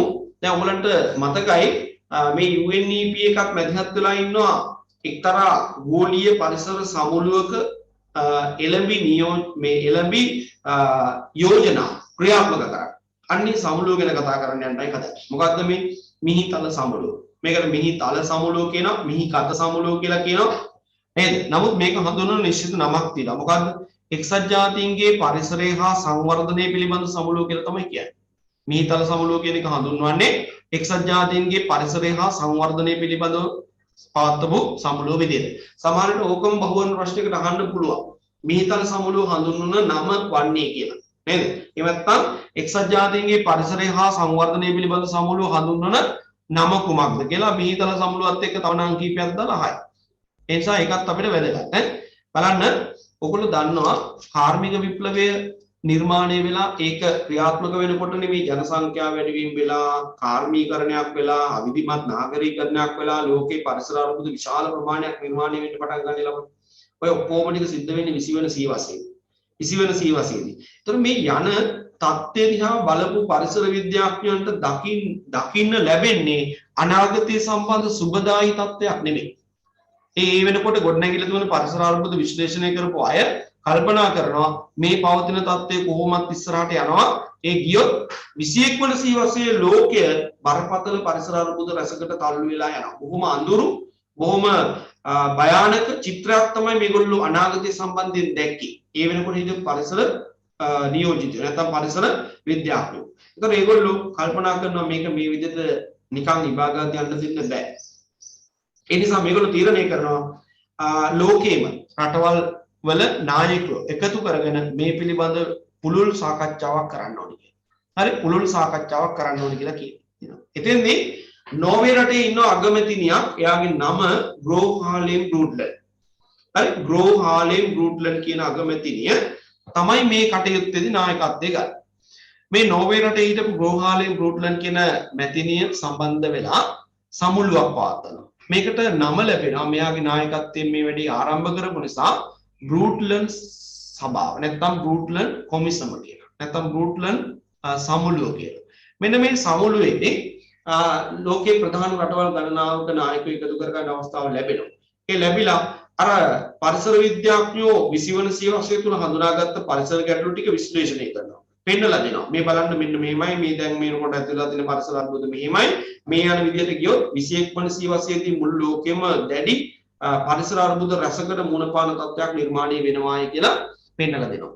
ඒ පෙන්ලා දීමේ ප්‍රතිඵලය තමයි ඒකමතිකව තීරණය වෙනවා මේ බ්‍රූට්ලන්ඩ් කොමිසමේදී අපි සියලුම දෙනා සියලුම රටවල් නායකයෝ එකතු කරගෙන 21 වන සියවසයට ක්‍රියාත්මක කිරීම සඳහා ගෝලීය න්‍යාය පත්‍රයක් සකස් කරගමු කියන කාරණය. හරි බ්‍රූට්ලන්ඩ් කොමිසමේ තමයි තීරණය කරන්නේ. එතකොට අන්න එතෙන්දී මෙන්න මේ බ්‍රූට්ලන්ඩ් කොමිසමේදී කතා බහ කරගත්ත දේවල් යෝජනාවන් පිළිබඳව කරුණු ඇතුළත් කරලා වාර්තාවක් හදාගන්නවා. හරි මේක කතාවක් විදිහට ඔයගොල්ලෝ මතක තියාගන්න. මේ වාර්තාවක් හදාගන්නවා. මේ වාර්තාවෙන් බලාපොරොත්තු වෙන්නේ මොකක්ද? දැන් ඔය තියෙන තත්ත්වය පැහැදිලි කරලා ගැටලු හඳුනාගෙන නායකයෝ දැනුවත් කරලා වාර්තාවක් සකස් කරනවා. මොකක් කරමුණු කරගෙනද? ඉදිරි සියවසේදී මේ ලෝකේ පරිසරය සම්බන්ධයෙන් කටයුතු කරනකොට ඇති කරගත යුතු ප්‍රමිතීන් මොනවද? ඒ වගේම මේ ඇති වෙලා තියෙන පරිසර අර්බුද පාලනය කරගන්න කවර ආකාරයෙන් ක්‍රියාත්මක විය යුතුද? මෙන්න මේ කාරණා පිළිබඳව කතා බහ කරනවා. අන්න එතෙන්දී මේ වාර්තාවට නමක් දෙනවා අපේ පොදු අනාගතය. වාර්තාවේ නම තමයි අපේ පොදු අනාගතය. Our common future. ඒ කියන්නේ අනාගතයේ ඇතිවන තත්ත්වයන් පාලනය කරගන්නනේ මේකේ සැලසුම් හදාගෙන යන්නේ. ඒ නිසා තමයි නම දුන්නේ. ඒතර මෙන්න මේ අපේ පොදු අනාගතය කියන වාර්තාව හදලා අර කියපු විදිහට මේගොල්ලෝ තීරණය කරනවා 1992 දී අපි දකුණු එතෙන්දිම තෝරගන්නවා. දකුණු ඇමරිකාවේ බ්‍රසීලයේ රියෝ ද ජනීරෝ නගරයට එකතු වෙමු. එකතු වෙලා ලෝකයේ ඉන්න රටවල් වල නායකයෝ එතෙන්ට ගෙන්නගමු. ගෙන්නගෙන මේ පවතින තත්ත්වය ඒගොල්ලන්ට පැහැදිලි කරලා දෙමු. පැහැදිලි කරලා දීලා ඒගොල්ලන්ගේ අදහස් අරගෙන මේ තියෙන ගැටලු निराකරණය කරන්න හොඳ වැඩසටහනක් අපි හදාගමු කියලා තීරණය කරනවා. හරි තීරණය කරනවා. අන්නේ තීරණේ ප්‍රතිඵලය තමයි 1992 ජූනි මාසේ 3 වෙනිදා ඉඳලා 14 වෙනිදා දක්වා කාල සීමාව තුළ අර කතා කරගත්ත විදිහට ලෝකේම රටවල නායකයෝ දකුණු ඇමරිකාවේ බ්‍රසීලයේ රියෝ ද ජනීරෝ නගරයට ගෙනල්ලා මහා දැවැන්ත පරිසර සමුළුවක් පවත්වනවා. මෙතෙක් ලෝකේ වාර්තා වෙච්ච විශාලතම පරිසර සමුළුව කියලා කිව්වොත් නිවැරදි. හරි මේ සමුළුව පවත්වනවා. සමුළුව පවත්වීමේ අරමුණ තමයි අර තිබිච්ච පරිසර අර්බුද ඒ වෙනකොට ගොඩනැගිලා තිබිච්ච පරිසර අර්බුද වල යථා ස්වභාවය පෙන්නලා දුන්නා. මේ ඉන්න බලන්න මේ ලෝකයේ මේ වගේ අර්බුද රසකට දැන් මුණ දීලා තියෙනවා. ඕගොල්ලන්ගේ රටවල් යම් යම් දායකත්වයන් මේකට තියෙනවා. එහෙම පෙන්නලා දුන්නා පැහැදිලි කරලා දුන්නා. නායකයෝ මේක පිළිගත්තා. නේද? එතෙන්දී සමහර රටවල් වල නායකයෝ ඒකමතිකව තීරණය කළා මේ කතාවල් ඇත්ත. මේ කතාවල් ඇත්ත. මේ කතාවල් ඇත්ත වගේම 21 වන සියවසේටත් මේ අර්බුද ටික ওই විදිහටම කරගෙනාගෙන ගියොත් ලෝකයේම දැඩි පරිසර අර්බුදයකට මුහුණ පානවා කියන එක පරිසර අර්බුද වලට මුහුණ පානවා කියන එක ඒගොල්ලෝ ඒකමතිකව පිළිගත්තා. ඒ වගේම තමයි පිළිගත්තා වගේම ඒගොල්ලන්ගෙන් යෝජනා ගත්තා. මොනවද මේවා පාලනය කරන්න අනුගමනය කළ යුතු ක්‍රියාමාර්ග. හරි අදහස් ගත්තා. අරගෙන එතෙන්දී එළඹිච්ච එක තීරණයක් තමයි ළමයි ප්‍රධාන පරිසර අර්බුදයක් විතර ඒගොල්ලෝ හයිලයිට් කරගත්තේ ගෝලීය උණුසුම ඉහළ යාම. නේද? ගෝලීය උණුසුම වැඩි වීම කියන කාරණේ. එතෙන්දී සම්බන්ධ වෙච්ච සියලුම රටවල නායකයෝ ඒකමතිකව අතීස්වා තීරණය කළා අපි හරිතාගාර වායු විමෝචනයට තිත තියමු. එහෙම නැත්නම් මේ හරිතාගාර වායු විමෝචනය කරන එක නවත්තමු කියන එකට හැමදෙනාම එකඟ වුණා. ඒක ආයි කාගේවත් විවාදයට ලක් වුණේ නැහැ. ඒකේ ප්‍රතිඵලයක් තමයි ඔය ක්ලෝරෝෆ්ලෝරෝ කාබන් භාවිතයවම කිරීම. ඊළඟට කාබන් ඩයොක්සයිඩ් විමෝචනයේ පාලනය කිරීම වගේ දේවල් මේ තුල අන්තර්ගත වුණා. ඒකෙන් තමයි ඔයගලන්ට මතක ඇති ඉස්සර භාවිත කරපු වායු සමීකරණ යන්ත්‍රවල CFC අඩංගු කරලා තිබුණා. නේද? ඉස්සෙල්ලා භාවිත කරපු ශීතකරණවල CFC අඩංගු කරලා තිබුණා. හැබැයි දැන් අපිට පේනවා CFC අඩංගු නැති රිෆ්‍රිජරේටර් එකක් ගෙදර ඇවිල්ලා තියෙනවා. නේද? තමන්ගේ ගෙදරට ගෙනල්ලා තියෙනවා. බලන්නකො ඉස්සර පරණේම තියෙනවා නම් ඒවා බලන්නකො ගහලා නැහැ කොහෙවත් CFC නැහැ කියලා. නේද? හැබැයි දැන් ඕගොල්ලන්ගේ ගෙදරට ගෙනල්ලා තියෙන අලුත් එකේ තියෙනවා අනිවාර්යයෙන්ම කොහේ හරි සඳහනක් කරලා තියෙනවා CFC රහිත මේ ශීතකරණයක් බව. නේද? වායු සමීකරණ යන්ත්‍රයක් බව. ඒ මොනවද? ඔය 21 වන සියවසේ න්‍යාය පත්‍රය හදනකොට ආ ලෝකේ රටවල මේ සමාජිකයෝ නායකයින් එළඹි තීරණ. ඒ වගේම තමයි අපි වාහනයක් ලයිසන් කරන්න ගියාම බනිනවා.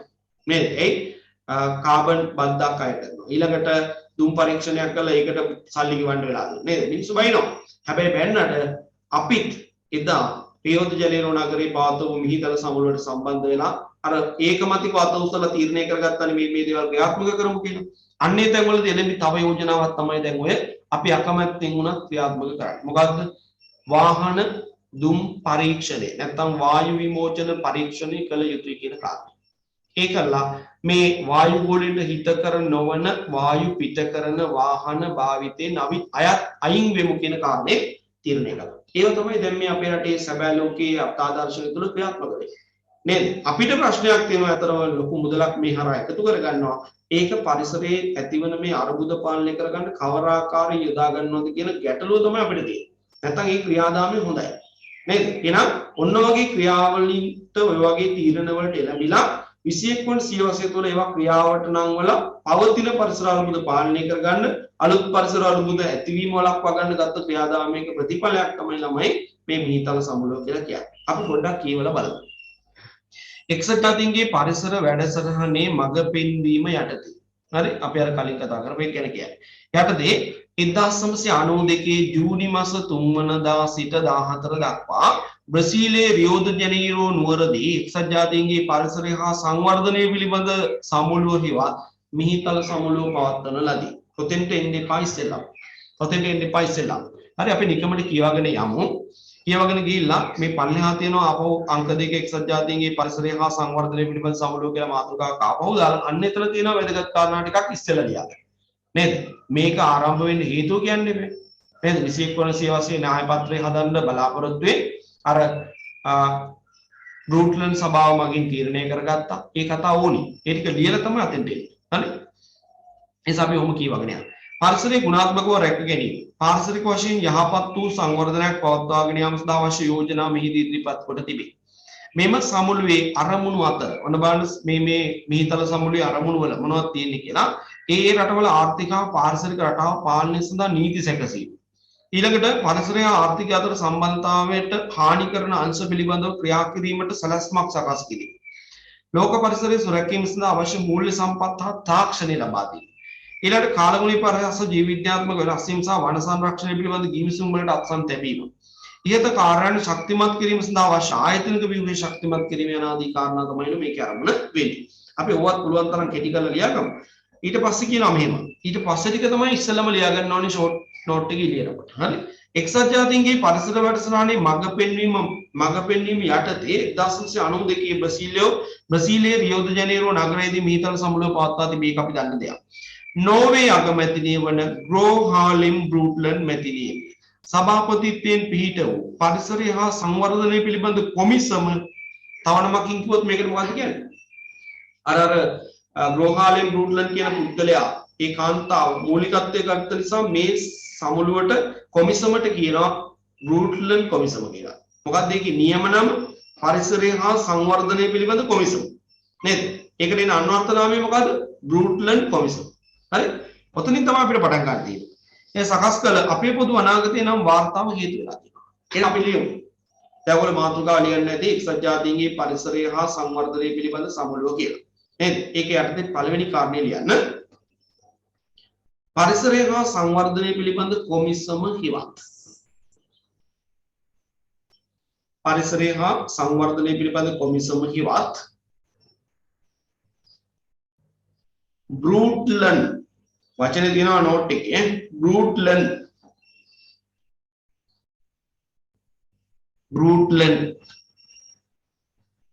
කොමිසම මගින්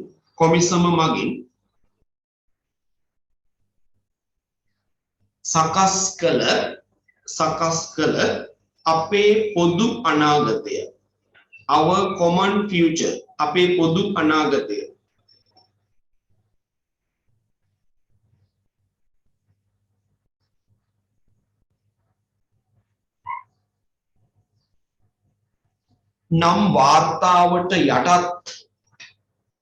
නම් වාර්තාවට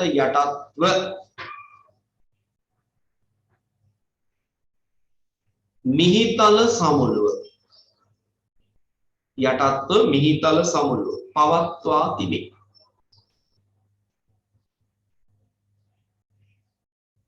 දැන් එක්සත් ජාතීන්ගේ පරිසර වැඩසටහන ආරම්භ කළා කියන්නේ ස්ටොක්හෝම් සමුළුවේ ප්‍රතිඵලයක් විදියට ළමයි. ඒ දෙක අපි කලින් කිව්වේ.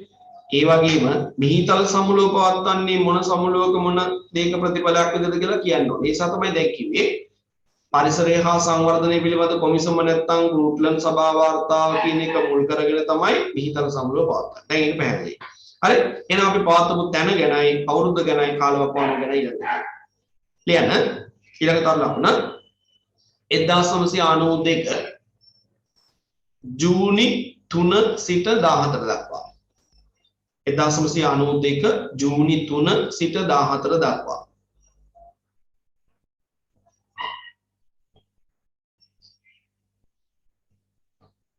ජූනි 3 සිට 14 දක්වා කාල සීමාව තුල බ්‍රසීලයේ රියෝ ද ජනේරෝ එකක් නෝට් එකේ තියෙනවා බ්‍රසීලයේ රියෝ ද ජනේරෝ නගරේ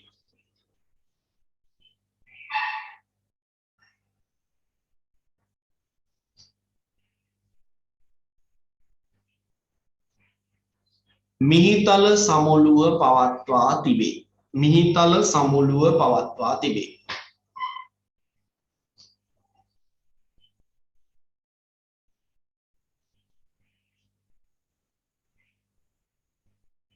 හරි. දැන් මේක පවත්වලා මොකද්ද කළේ? මිහිතල සමුළුව පවත්වලා කරපු දෙයක් තියෙනවනේ. මොකද්ද කළේ? 21 වන සියවසය සඳහා න්‍යාය පත්‍රය සකස් කිරීම තමයි කළේ. නේද? එහෙනම් අපි ලියමු තුන්වෙනි කාරණය. මේ මගින් 21 වන සියවසය සඳහා න්‍යාය පත්‍රය 21 වන සියවසය සඳහා න්‍යාය පත්‍රය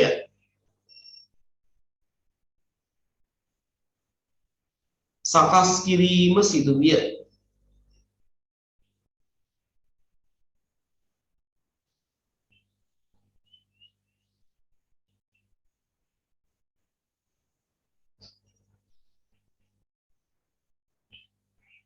මේකෙන් මොකද්ද දැන් මේ න්‍යාය පත්‍රය තුල අඩංගු වෙලා තියෙන්නේ? ඒක වැදගත් දෙයක් නේ අඩංගු වෙලා තියෙන දේ මොකද්ද කියන එක.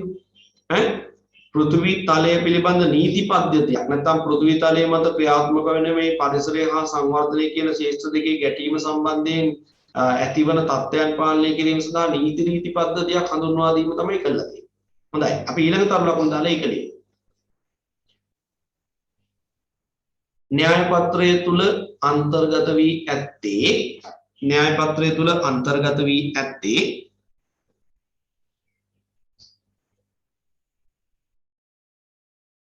පෘථිවියේ ආර්ථික පාරිසරික රටාව පාලනය විය යුතු ආකාරය පිළිබඳව. පෘථිවියේ ආර්ථික පාරිසරික රටාව පාලනය විය යුතු ආකාරය.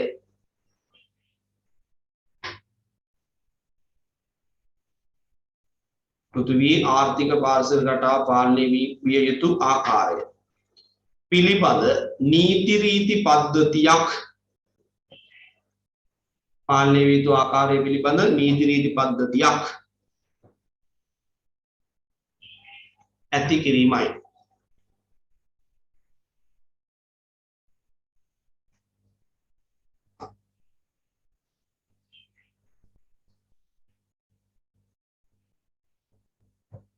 හරි ඊට පස්සේ ලියන්න පුළුවන් එය ප්‍රධාන කොටගත් අරමුණු කීපයක් මේ තුල වේ. එය ප්‍රධාන කොටගත් දැන් ඔය කී ඉහත කියපු කාරණය ඉහත කී කාරණේ ප්‍රධාන කොටගත් අරමුණු කීපයක් මේ තුල දක්නට ලැබේ.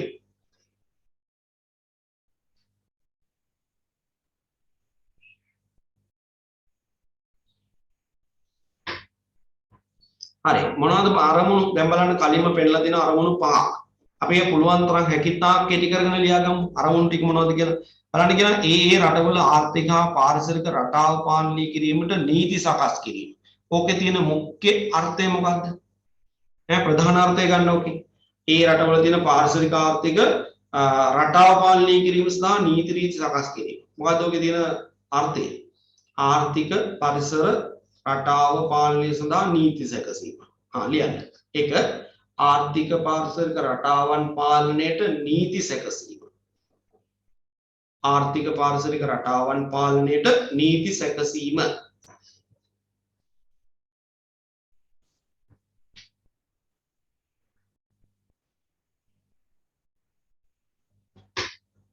දෙවැනි අරමුණ ගැන කියනවා බලන්න මෙහෙම කතාවක් පරිසරය හා ආර්ථිකය අතර සම්බන්ධතාවන්ට හානි කරන අංශ පිළිබඳව ක්‍රියාත්මක වීම සඳහා සැලසුමක් සකස් කිරීම. ඔන්න දෙවෙනි අරමුණ. එහෙනම් අපි ඒකත් කෙටි කරලා ලියමු. ආර්ථික සහ පරිසර ආර්ථික හා පරිසර සම්බන්ධතාවට හානි කරන අංශ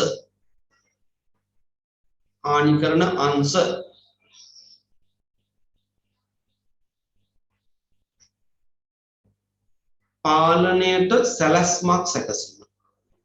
හානි කරන අංශ පාලනයට සැලැස්මක් සැකසීම.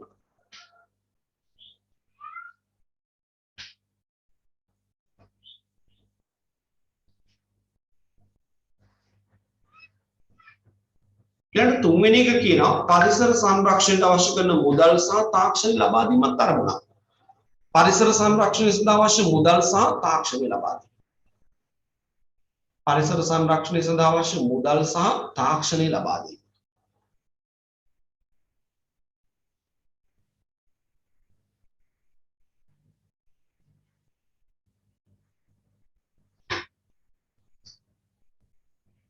ඊළඟට ළමයි හතරවෙනි කාරණේ කියනවා කාලගුණ විපර්යාස ජීව විද්‍යාත්මක වෙනස් වීම සහ වන සංරක්ෂණය පිළිබඳව ගිවිසුම් වලට ඇවිල්ලා තිනවා. ඔය ටික ඔක්කොම කැටි කරලා ගත්තාම තනි වාක්‍ය ඛණ්ඩයකට එන්න බැයිද අපිට මෙහෙම. පරිසර සංරක්ෂණය සඳහා වන ගිවිසුම් වලට එළඹීම නැත්නම් අත්සන් තැබීම. පරිසර සංරක්ෂණය සඳහා වන ගිවිසුම් වලට අත්සන් තැබීම. පරිසර සංරක්ෂණය සඳහා වන ගිවිසුම් වලට අත්සන් තැබීම.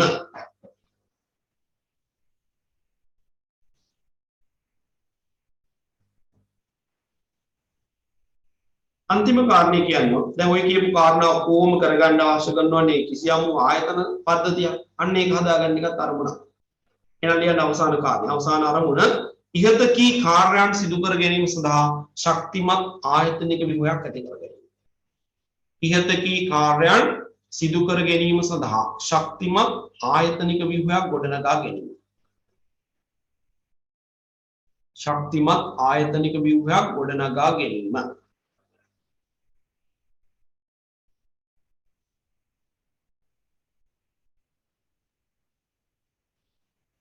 හොඳයි ඒ වගේම බලන්න තවත් අපිට වැදගත් කාරණයක් උතන්ට ෂෝට් කරලා ගන්න පුළුවන්. අන්තිමට කියනවා ලෝපුරා රාජ්‍ය නායකයන් සිය ගණනක් සහභාගී වූ මිහිකත සමුළුවේ අවධානය යොමු කළ ප්‍රධාන පාරිසරික ප්‍රශ්න රැසකි. ඔන්න පරිසර ප්‍රශ්න අවධානය යොමු වෙච්ච පරිසර ප්‍රශ්න මොනවද? එකක් වායු ගෝලය. අනිත් එක පෘථිවි සම්පත්, මිරිදිය සම්පත්, සාගර හා මුහුදු වෙරළ ඔය කියන කාරණා. ඊළඟ ජීව තාක්ෂණ හා විස සහිත අපද්‍රව්‍ය ඇතුළු අන්තරායකර අපද්‍රව්‍ය පරිසරයට හානි කර නොවන ලෙස මුදා හැරීම. හරි එහෙම වෙන්න ඕනේ. ඒක අඩුවක් තියෙනවා. හානි කර නොවන ලෙස මුදා හැරීම පාලනය කිරීම.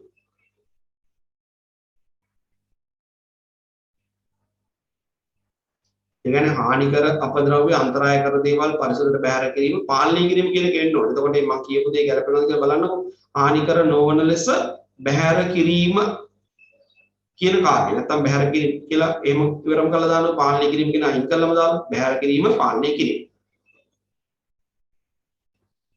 අය කියන විශේෂයිත නිෂ්පාදන හා අපද්‍රව්‍ය නීති විරෝධී ලෙස ප්‍රවාහණය මැඩ පැවැත්වීම.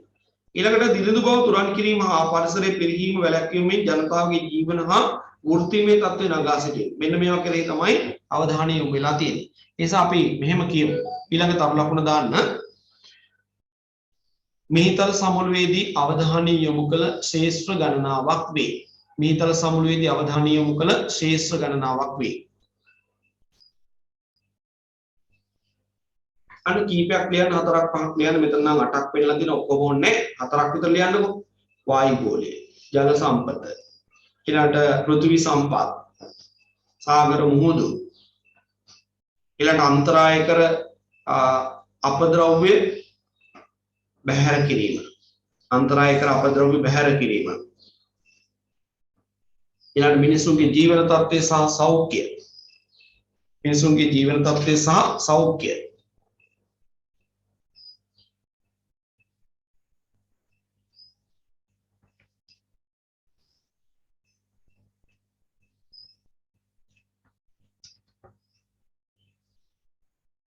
ඔන්න බලන්න දැන් මේගොල්ලෝ තමයි 20 වෙනි සියවසේ වෙනකොට ලෝකේ ප්‍රජාව මුහුණ දුන්න අර්බුද හඳුනාගත්තේ. ඒ වගේ මේවා විශ්ලේෂණය කළේ. ඒ වගේ මේවා 21 වෙනි සියවසේට ගෙන යා යුතු නැතයි කියලා තීරණය කළේ. ඒ වගේ මේවා 21 වෙනි සියවසේට ගෙන නොයාම සඳහා අනුගමනය කළ යුතු ප්‍රමිතීන් තීරණය කළේ. මේ කියන කණ්ඩායම තමයි මූලිකත්වය අරගෙන කටයුතු කළේ. එතකොට මේ පවතින තත්ත්වයන් විශ්ලේෂණය කිරීම ඊළඟ 21 වන සියවසේ තුළ මේ කාර්යයන් නැතිවීම වළක්වා ගැනීම වගේ කාරණා සඳහා මේගොල්ලෝ මේ යම් යම් ප්‍රකාශන එළ දැක්වීම කළා. ප්‍රකාශනයන් එළ දැක්වීම කළා. පොත්පත් සංග්‍රහ මේ වගේ දේවල් මේ යටතේ තිබුණා. ඒත් බලන්න මේ එළි දක්වපු මේ ප්‍රකාශනයන් අතර තියෙනවලු ප්‍රකාශන ගණනාවක්. බලන්නකො මොනවද කියලා. එකක් තමයි 21 වන සියවසේ න්‍යාය පත්‍රය කියන එක. නේද? ඕකනේ ඉතින් කට්ටිය එකතුලා හැදුවේ ප්‍රධාන එක. නේද? ඊළඟ සංවර්ධනය හා පරිසරය පිළිබඳ රියෝ ප්‍රකාශන, වනාන්තර මූලධර්ම පිළිබඳ ප්‍රකාශන, දේශගුණ විපර්යාස පිළිබඳ එක්සත් ජාතීන්ගේ රාමුගත සම්මුතිය, ඊළඟට ජෛව විවිධත්වය පිළිබඳව වන එක්සත් ජාතීන්ගේ රාමුගත සම්මුතිය, ආදිවාසීන්ගේ අයිතිවාසිකම් ආරක්ෂා කිරීම. මෙන්න මේ වගේ ප්‍රකාශන කීපයක් තමයි මේ කණ්ඩායම නැත්නම් මේ සමුළුව මගින් එළි දැක්වලා තියෙන්නේ. ඒ නිසා අපිට ඔය නාමිකව ඕනේ අපි කරුණක් විදියට ලියමු. මිහිතල සමුළුව මගින් පාරිසරික ප්‍රකාශන කීපයක් එළි දැක්වීම සිදු කොට තිබේ. මිහිතල සමුළුව මගින් පාරිසරික ප්‍රකාශන කීපයක් එළි දැක්වීම සිදු කොට තිබේ.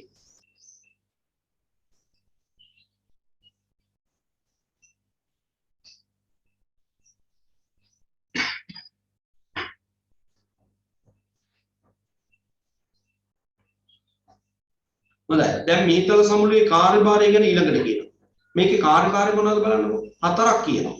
මිහිතල සමුළුවේ කාර්යභාරයන්. එකක් තමයිලු සෑම පුද්ගලයෙකුගේම ස්ථාවර අනාගතයේ මුහුණ දිය හැකි පරිදි පෘථිවි පරිසරය රැක ගැනීම. ඔය වැල් බටාරන් ඔක්කොම කපලා අඩු කරලා දැම්මම අපිට පේනවා ඒකේ ගන්න තියෙන සාරය තමයි පෘථිවි පරිසරය රැක ගැනීම කියන එක කාර්යභාරයක්. දෙක පරිසරයේ ආර්ථික කටයුතු අතර ගැළපීමක් ඇති කිරීම. ඒක නම් අයින් කරන්න දෙයක් නෑ අපිට ඒක එහෙමම ගන්න වෙනවා. නේද? පරිසරයයි ආර්ථික ක්‍රියාකාරකම් අතර තියෙන ගැළපීම මනා ලෙස පවත්වා ගන්න. නේද? ඒක බිඳ වැටීමෙන් නෙමෙයි පරිසර අර්බුද ඇති වෙන්නේ. ඒ නිසා මනා ගැළපීමක් ඇති කර ගැනීම මේකේ කාර්යුණා. තුන කියනවා මානව සංහතිය අනාගතයේ අලුත් මඟකට යොමු කිරීම සහ මිනිසුන් ඒකරාශී කිරීම. අන්න වැදගත් කාරණයක්. කෙටි කර ගන්නත් පුළුවන් ඒක.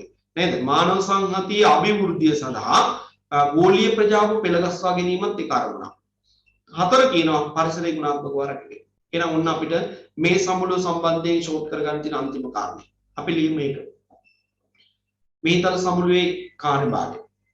මීතල සමුළුවේ කාර්යභාරය වන්නේ කියලා කමාවක් දාලා මීතල සමුළුවේ කාර්යභාරය වන්නේ එක පෘථිවි පරිසරය රැක ගැනීම. පෘථිවි පරිසරය රැක ගැනීම.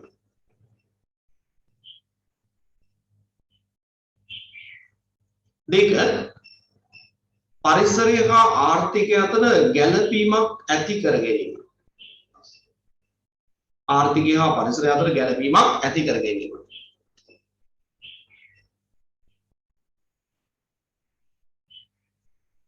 ඊළඟට 3 මානව සංහතියේ අභිවෘද්ධිය වෙනුවෙන්. ඒ කියන්නේ අනාගත පැවැත්ම වෙනුවෙන් මානව සංහතියේ අභිවෘද්ධිය වෙනුවෙන් ගෝලීය ප්‍රජාව ඒක රාශී කිරීම. නැත්නම් පෙළ ගැස්වීම. මානව සංහතියේ අභිවෘද්ධිය වෙනුවෙන් ගෝලීය ප්‍රජාව පෙළ ගැස්වීම.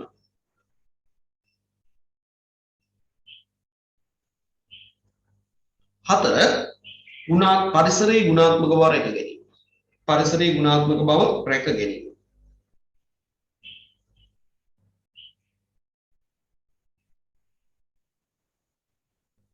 දැන් මේ අරමුණු හතර ආරක්ෂා කරගන්න කටයුතු කරනකොට ගෝලීය මට්ටමින් එකඟතාවන් කීපයකටත් ඇවිල්ලා තියෙනවා. ඒවා ලියන්න ඕනේ නැහැ නිකන් බලන්නකො මොනවද කියලා.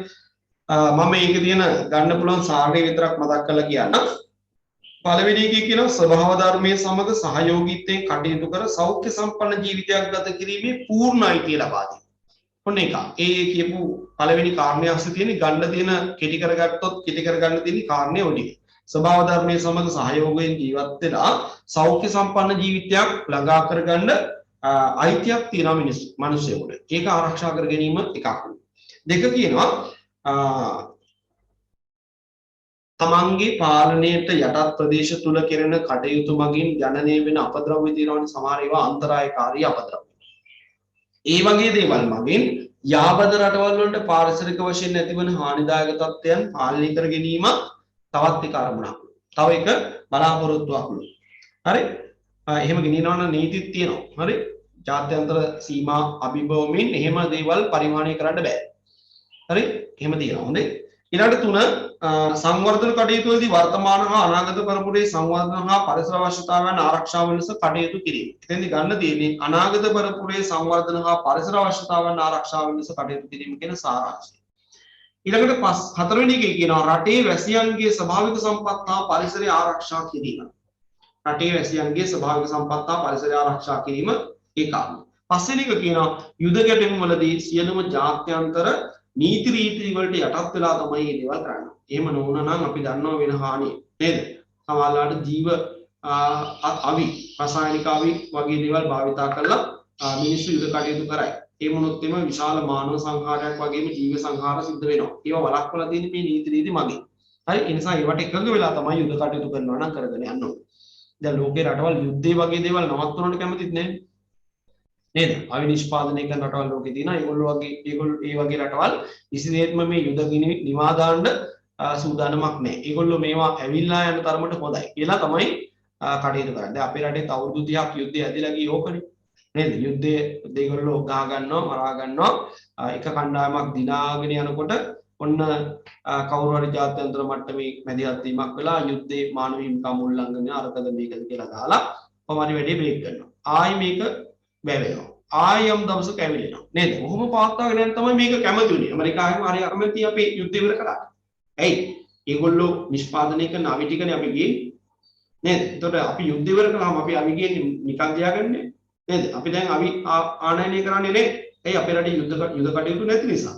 ඒගොල්ලෝ ලෝකේ පුරා මේ විදිහට ඇවිල්ලා යන යුද ගිනි දෙවල් නිවන්න සූදානම නැහැ. කැමැත්තක් නැහැ යටේදී. ඇයි? එහෙම වුණොත් තමන්ගේ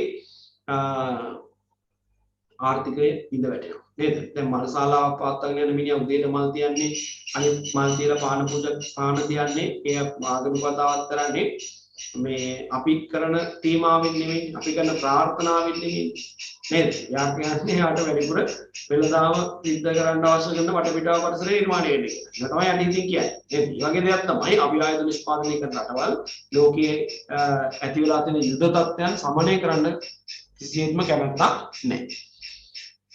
හොඳයි. එහෙනම් දැන් ඔබට හොඳ අවබෝධයක් ලැබෙන්න ඇති එක්සත් ජාතීන්ගේ පරිසර වැඩසටහන සහ බෘට්ලන්ඩ් සභා වාර්තාව මගින් නිර්මාණය වෙච්ච නැත්නම් බෘට්ලන්ඩ් කොමිසම මගින් නිර්මාණය වෙච්ච මිහිතල සමුළුව කියන පරිසර සංවිධාන දෙක පිළිබඳව සහ ඒකේ කාර්යාන් ක්‍රියාවලිය පිළිබඳව. අපි තුන්වෙනි එකටත් ඔය ගාමයක් බලන්න තුන්වෙනි එක මේක පරිසර සංවිධාන අතර ලෝකයේ තියෙන පැරණිම කෙනෙක්. හරි? ස්වභාව සම්පත් හා ස්වභාව ධර්මය ආරක්ෂා කිරීමේ ජාත්‍යන්තර සංගමය. හරි? ස්වභාව සම්පත් හා ස්වභාව ධර්මය ආරක්ෂා කිරීමේ ජාත්‍යන්තර සංගමය. මේකට කියන්නේ කෙටි නම මොකක්ද? IUCN. මොකක්ද ඒකේ තේරුම? International Nation of Conservation Nature කියන්නේ IUCN. International Union of Conservation Nature. කෙටි නම ලියන්න. ඒක දාලා නැහැ. බලන්න මේකෙත් තියෙන වැදගත් කරුණු කාරණා කීපයක් අපිට ෂෝට් කරගන්න. 1948 දී ප්‍රංශයේ ප්ලොන්ටන්බූ නගරයේ තමයි මේක ආරම්භ කරලා තියෙන්නේ. එම සංවිධානයේ පරිසර සංවිධාන සංරක්ෂණ සඳහා ලෝකයේ බිහි වූ පැරණිතම සංවිධානය බවට පත් වෙලා තියෙනවා. ඒ කියන්නේ අපි මෙතෙක් කතා කරපු දෙකටම වඩා පැරණි. වර්තමාන මූලස්ථානයේ පිහිටලා තියෙන ස්විට්සර්ලන්තයේ ග්ලෑන් නගරයේ. මෙම සංවිධානයේ ආරම්භ වුණානේ. ඒක හරි ලේසි අපිට කරුණු කීපයක් ඔය ගාම ලියාගෙන යන්න පුළුවන්. අපි එනම් ලියමු පළවෙනි කාර්යය. ලෝකයේ ඇති පැරණිතම පරිසර සංවිධානයක් වේ. පළවෙනි කාර්යය. ලෝකයේ ඇති පැරණිතම පරිසර සංවිධානයක් වේ. සමහර විට ළමයි ඔයගොල්ලන්ට ඔය දැන් කතා කරපු පරිසර සංවිධාන දෙකයි තවත් පරිසර සංවිධාන දෙකකුයි එක මේක දාලා නේද? මේක දාලා අහන්න පුළුවන් ලෝක මේ අතරින් පැරණිතම පරිසර සංවිධානය වන්නේ කුමක්ද කියලා. නේද? අන්න එතකොට අපිට තෝරා බේරා ගන්න පුළුවන් වෙන්න ඕනේ මේ ස්වභාව සම්පත් හා ස්වභාව ධර්මය ආරක්ෂා කිරීම සඳහා වූ ජාත්‍යන්තර සංගමය නැත්නම් IUCN කියන කෙනා තමයි පැරණිම කෙනා කියන්නේ. හරි? හොඳයි. එහෙනම් පළවෙනි කාරණේ අපි ලිව්වා පැරණිතම පරිසර සංවිධානයක් බව. හරි. ඊට පස්සේ කියන්න 1948 ප්‍රංශයේ ප්ලොන්ටන්බූ නගරයේ මූලස්ථානයේ පිහිටවලා තියෙනවා.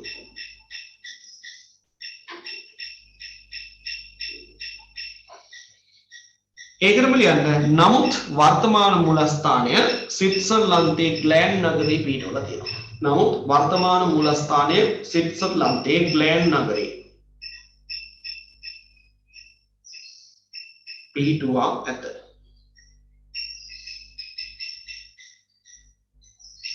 දැන් මේ සංගමයේ පිහිටුවීමේ අරමුණු කීපයක් ගැන ඊළඟට කියනවා. නේද? අරමුණු කීපයක් ගැන කියන බලන්න අරමුණු 7ක් තියෙනවා.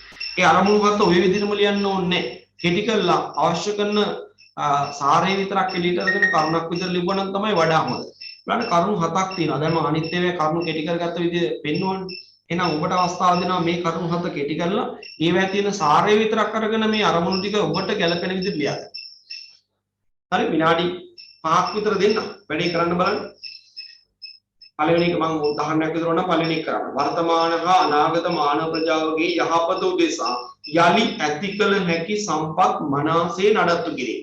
දැන් ඔතෙන්දී ඕනිද වර්තමාන අනාගත මානව ප්‍රජාවගේ යහපත උදෙසා කියලා ඕනිද? නේද? ෂෝට් කරගන්නකොට ඒක ඕනිද? ඒක වෙනුවෙන් තමයි කරන්නේ ඉතින්. නමුත් අපිට මේකේ කළ යුතු දේ ලියන්න ඕනේ නේද? ඒ නිසා කියන්න පුළුවන් යලි ඇති කළ හැකි සම්පත් මනසේ නඩත්තු කිරීම ඒ කාරණා. යලි ඇති කළ හැකි සම්පත් මනසේ නඩත්තු කිරීම. අන්න ඒ වගේ ලියන්න බලන්න මේ අනිකුත් අය කෙටි කරලා සමහර ඒවා කෙටි කරන්න බෑ ඔය තියෙන විදිහටම ගන්න වෙනවා. නේද? ඒක තවත් කෙටි කරන්න බෑ කෙටි කරුණු තියෙන්නේ. අනිත් දිගට තියෙන ඒවා කෙටි කරලා ගන්න බලන්න. විනාඩි 5ක් දෙන්න අනිත් 9:47යි.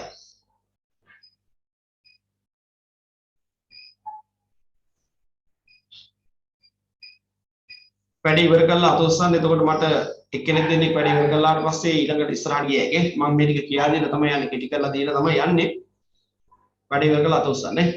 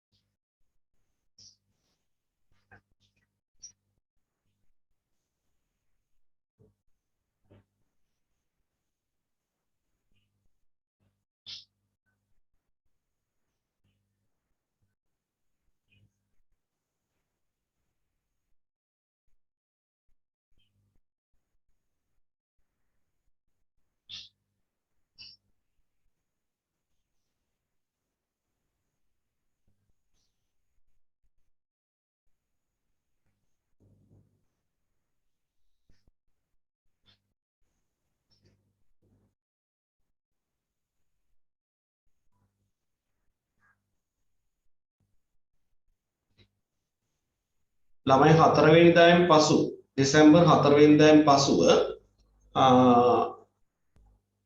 එළඹෙන සතියේ අර පන්ති කාමර වලට ඇවිල්ලා පිළිතුරු ලියන පේපර් වලට සූදානම් වෙන්න. ඒ කියන්නේ පාඩම් කරලා තියාගන්න. දැන් පාඩම් කරලා තියන්න කියලා දෙයක් නැහැ. ඔයගොල්ලෝ දැන් විභාගයට සූදානම් වෙලා ඉන්නේ කොයි වෙලාවක. පෙබරවාරි 7 විභාගෙ තියෙනවා කියලා කිව්වට ඊට කලින් ඉස්සරහට ඇදලා ගත්තොත් ඒත් ලියන්න සූදානම්ින් ඉන්න ඕන. අපිට එහෙම දෙයක්වත් දැනෙනවා. නේද? පෙබරවාරි මාස විභාගෙ දැම්මට කල් මෙහාට ගණිත කියන සැකේකුත් තියෙනවා ඈ.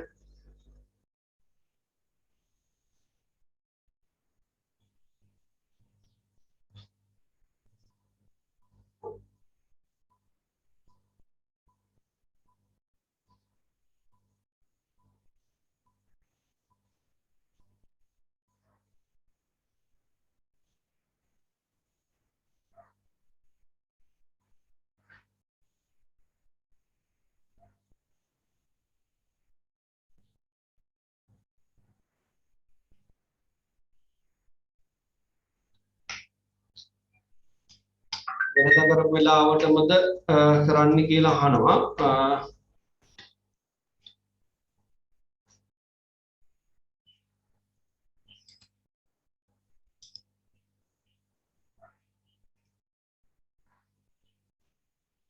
එමේ මේ ඕගොල්ලන්ට වෙලාවක් කියලා අවශ්‍ය නැහැ. ඔයාලගේ ඉන්න ටීම් එකට කතා බහ කරලා හරි තනි තනියෙන් ඇවිල්ලා තමන්ට පැය 3ක් කරන් ලියලා ගියත් ප්‍රශ්නයක් නැහැ. ඒ කියන්නේ පන්තියක් විතර කරන දෙයක් නෙමෙයිනේ තියෙන්නේ එතන. නේද? පේපර් එක තියෙනවා. හැබැයි අදාළ දිනෙම එන්න ඕනි. අදාළ දිනෙම එන්න ඕනි. දින ගාණක් දීලා තියන්න බෑ. දිනයක් දුන්නාම දවසක් දුන්නාම දැන් ඔයගොල්ලන්ට අපි හිතමුකෝ බ්‍රහස්පතින්දා දිනේ දීලා තියෙනවා කියලා. ඒ හිතමුකෝ බ්‍රහස්පතින්දා දිනේ නම් උදේ 6 ඉඳලා හවස 6 විතර වෙනකන් ඕනි වෙලාවක ඇවිල්ලා ලියලා යන්න පුළුවන් අවස්ථාවක් හදලා දෙන්න. ඒ යනකොට ඔක්කොම එකතු කරගෙන එහෙම අර පරණ විදියට පන්තියක් විතර කරන්න අවශ්‍ය වෙන්නේ නැහැ මේ වැඩේ. එක එක්කෙනා එක එක වෙලාවට එන එක වඩා හොඳයි. ඇයි? ඒතර යාළු වෙන්නේ නැහැ නේද? නිදාසේ Tamanට පැය 3 මේ ලියලා පේපර් එක ලියලා බාර දීලා යන්න පුළුවන්.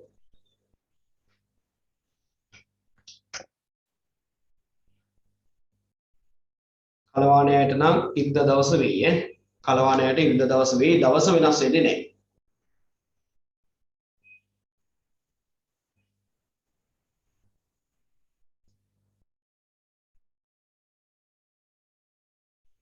පේපර් එක ලිව්වට පස්සේ ඒක සාකච්ඡා කරන්න වැඩි ඔන්ලයින් කරමු.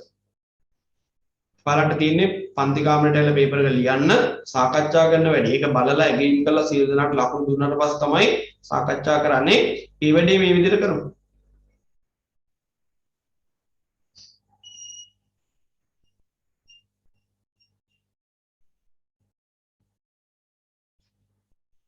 ලියලා ඉවරයි මැසේජ් දාලා දෙනවා ලියලා ඉවරයි කියලා. ඒ නිසා අපි යමු කාලයත් අපරාධනේ. පළවෙනි කාර්යය මම ෂෝට් කරලා දුන්නා. දෙවෙනි එකේ බලන්න කියනවා විශේෂ ආරක්ෂාවක් නොමැති බිම් හා සාගර ප්‍රදේශ ආරක්ෂා කිරීම හා කළමනාකරණ කිරීම මගින් ස්වභාවික සම්පත් සංරක්ෂණය කිරීම. කොහොමද ඒක කෙටි කරගන්නේ? විශේෂ ආරක්ෂාවක් නොමැති බිම් හා සාගර ප්‍රදේශ ආරක්ෂා කිරීම හා කළමනාකරණය කිරීම මගින් ස්වභාවික සම්පත් සංරක්ෂණය කිරීම. ඒක ඉතින් ආයි සාගර ප්‍රදේශ බිම් ගොඩ බිම් ප්‍රදේශ කියන්නේ ඔය කියන්නේ ආයි එහෙම ඕනිද? එහෙම ඕනිද? ඕනේ නැහැ. කෙලින්ම අපිට කියන්න පුළුවන් ස්වභාවික සම්පත් සංරක්ෂණය කිරීම කියන කැලේ විතරක් ගත්තා නම් ඇති. නේද? ස්වභාවික සම්පත් සංරක්ෂණය කිරීම. අනිත් ටික ඔක්කොම අයින් කළා දැන් මේ. ගොඩබිම් සාගර හැරෙනකොට වෙන දෙයක් නෙවෙයි. ඊළඟට 3 මෙහෙම දෙයක් තියෙනවා. හැබැයි කියන්න බැරි නෑ ඒකේ ස්වභාවික සම්පත් සංරක්ෂණය කිරීම කියන කාරණේට ගන්න ඕනේ උතෙන්දී අවධානයක් යොමු වෙච්ච නැතිව කියලානේ කියන්නේ. නේද? ඒ නිසා මුලට දාගන්න විශේෂ අවධානයක් යොමු නොවු ස්වභාවික සම්පත් සංරක්ෂණය කිරීම.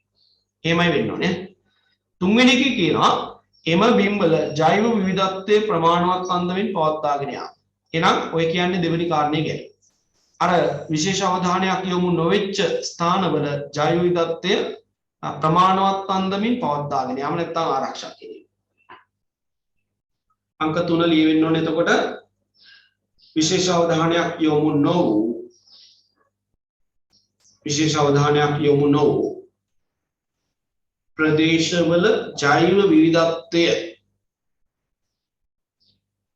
ආරක්ෂා කිරීමට කටයුතු කිරීම. හතරවෙනි එක බලන්න බිහිවීමට ඇති කිසිදු ශාක හෝ සත්ත්ව ප්‍රජාවක් වඳවීමේ තර්ජනයට ලක් නොවීමට අවශ්‍ය පරිදි ඒවා ආරක්ෂාව සහතික කිරීමත් ඒ සඳහා ක්‍රමෝපාය සකස් කිරීමත්. එහෙනම් මේ කතාව මොකද්ද මේ? වඳවීමට අවදානමක් ඇති සහ වඳවීමේ තර්ජනයට ලක් වූ ශාක හා සත්ත්ව විශේෂ ආරක්ෂා කිරීම සඳහා ඒවට ක්‍රම සකස් කිරීම කියන කාරණේ නේද? එහෙනම් ලියමු අපි වඳවීමේ තර්ජනයට ලක් වූ ශාක හා සත්ත්ව විශේෂ ආරක්ෂා කිරීමට නැත්නම් වඳවීමේ තර්ජනයට ලක් වූ විශේෂ. ඒක එතකොට ඒකාස්සේ ශාක සත්ත්ව දෙකොල්ලම ඉන්නවා. වඳවීමේ තර්ජනයට ලක් වූ විශේෂ සංරක්ෂණය කිරීම සඳහා නැත්නම් ආරක්ෂා කිරීම සඳහා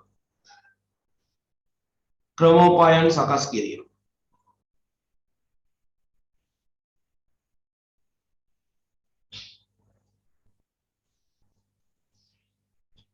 ඊළඟට වායුගෝලය පිළිබඳව අවධානය යොමු කිරීම. වායුගෝලය පිළිබඳව අවධානය යොමු කිරීම. 6 ජාත්‍යන්තර සම්මුති ඉටු කිරීමට කටයුතු කිරීම. ඒ කියන්නේ ලෝකයේ විවිධ රටවල් අර කියපු පරිසර සංවිධාන පරිසර සම්මුතින් වලට අත්සන් කරනවානේ. දැන් අපි දන්නවා අපි තෙත්බීම් සංරක්ෂණය සඳහා වන සම්මුතියකට අත්සන් කරලා අපි ඉන්නේ නේද? රැම්සාර් සම්මුතිය. ලෝකයේ විවිධ රටවල් තියෙනවා. අපි හිතමු අපි කිසියම් කටයුත්තකදී මේ රැම්සාර් සම්මුතියට ඇතුළත් කරපු තෙත්බීමක් නිසි පරිදි සංරක්ෂණය කරන්නේ නැතුව අපිට අවශ්‍ය විදිහට මේක පාලනය කරලා අපිට අවශ්‍ය විදිහට මේක විනාශ කිරීම කටයුතු කරන්න අපි ඉදිරිපත් වෙනවා නම් අන්නේ සඳහා මැදිහත්ව කටයුතු කිරීමේ බලය මේගොල්ලෝ අරන් තියෙනවා. ඒකයි මේ කියන්නේ. ඒ නිසා අයෝනි එක කියන්නේ ඔය විදිහට වෙනස් කරන්න එපා. ජාත්‍යන්තර සම්මුති ඉටු කිරීමට ජාත්‍යන්තර සම්මුති ඉටු කිරීමට කටයුතු කිරීම නැත්නම් බලපෑම් කිරීම.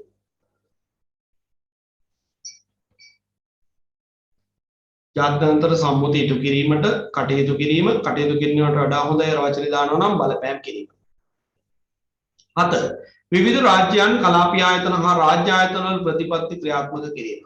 එහෙනම් විවිධ රාජ්‍ය ආයතන කලාපීය ආයතන හා ඒක එහෙමම ලියන්න වෙනවා. අයින් කරන්න දෙයක් නැහැ.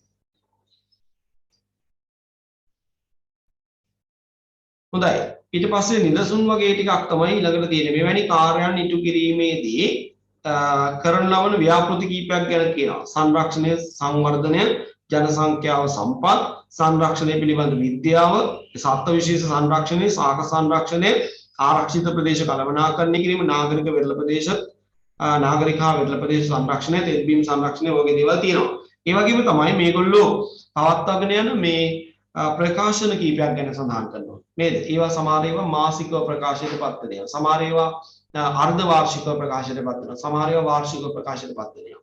එතන බලන්න එතන තියෙන වැදගත් දෙන්නේ තුන් දෙනෙක් නේද? IUCN ප්‍රකාශන සහ IUCN පුවත් ප්‍රකාශන කියලා දෙකයි රතු දත්ත පොතයි. අපෙන් අහන්න පුළුවන් දෙන්නේ රතු දත්ත පොත ගැන. නේද? රතු දත්ත පොත ගැන අහන්න පුළුවන්. මොනවද තමයි රතු දත්ත පොතේ ඇතුළත් කරලා තියෙන්නේ? දැන් මේගොල්ලෝ කිව්වනේ නේද? වඳ වියාමේ තර්ජනයට ලක් වෙච්ච ශාක සත්ත්ව විශේෂ පිළිබඳව ප්‍රමිති නැති කරගෙන ඒවට අවශ්‍ය කරන ක්‍රියාදාමයන් ඒවා සංරක්ෂණය කරන්න අවශ්‍ය කරන වැඩපිළිවෙල සකස් කර ගැනීමේ කාර්යය මේගොල්ලෝ නිරත වෙලා ඉන්නවා. එතකොට මේගොල්ලෝ මොකද කරන්නේ? මේ ප්‍රකාශන ලියැක්වීමේදී ලෝකීම වඳවීමේ තර්ජනයට ලක් වෙච්ච සත්ත්ව විශේෂ පිළිබඳව කරුණු බලලා ඒගොල්ලෝ පිළිබඳ තොරතුරු ඇතුළත් කරපු ලේඛනයක් පවත්වාගෙන යනවා. මෙන්න මේ ලේඛනයට තමයි නම දීලා තියෙන්නේ රතු දත්ත පොත. හරි? රතු දත්ත පොත. එහෙනම් ඕක අපිට වැදගත් දෙයක්. ඒ නිසා අපි වෙනම කාරණයක් විදිහට දැන් අපි අර හතක් කතා කරන්න ගියේ මොනවද? මේකේ අරමුණුනේ සංවිධානයේ අරමුණුනේ. ඊළඟට අපි මෙහෙම ලියමු වෙනම කාරණයක් විදිහට ලෝකේ වඳවීමට ලක් වූ ශාක හා සත්ත්ව විශේෂ පිළිබඳව ලෝකේ වඳවීමට ලක් වූ ශාක හා සත්ත්ව විශේෂ පිළිබඳව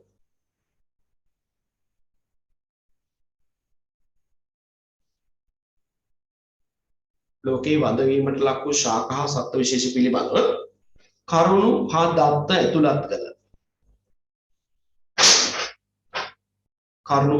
ඇතුළත් කර ජාත්‍යන්තර මට්ටමේ ලේඛනයක් සකස් කිරීම සහ පවත්වාගෙන යාම සිදු කරයි. සකස් කිරීම සහ පවත්වාගෙන යාම සිදු කරයි.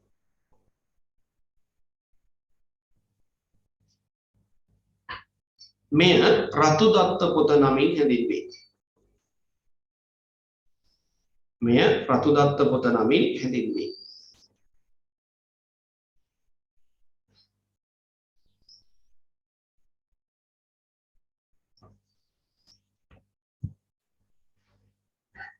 රතු දත්ත පොත නමින් හැඳින්වේ.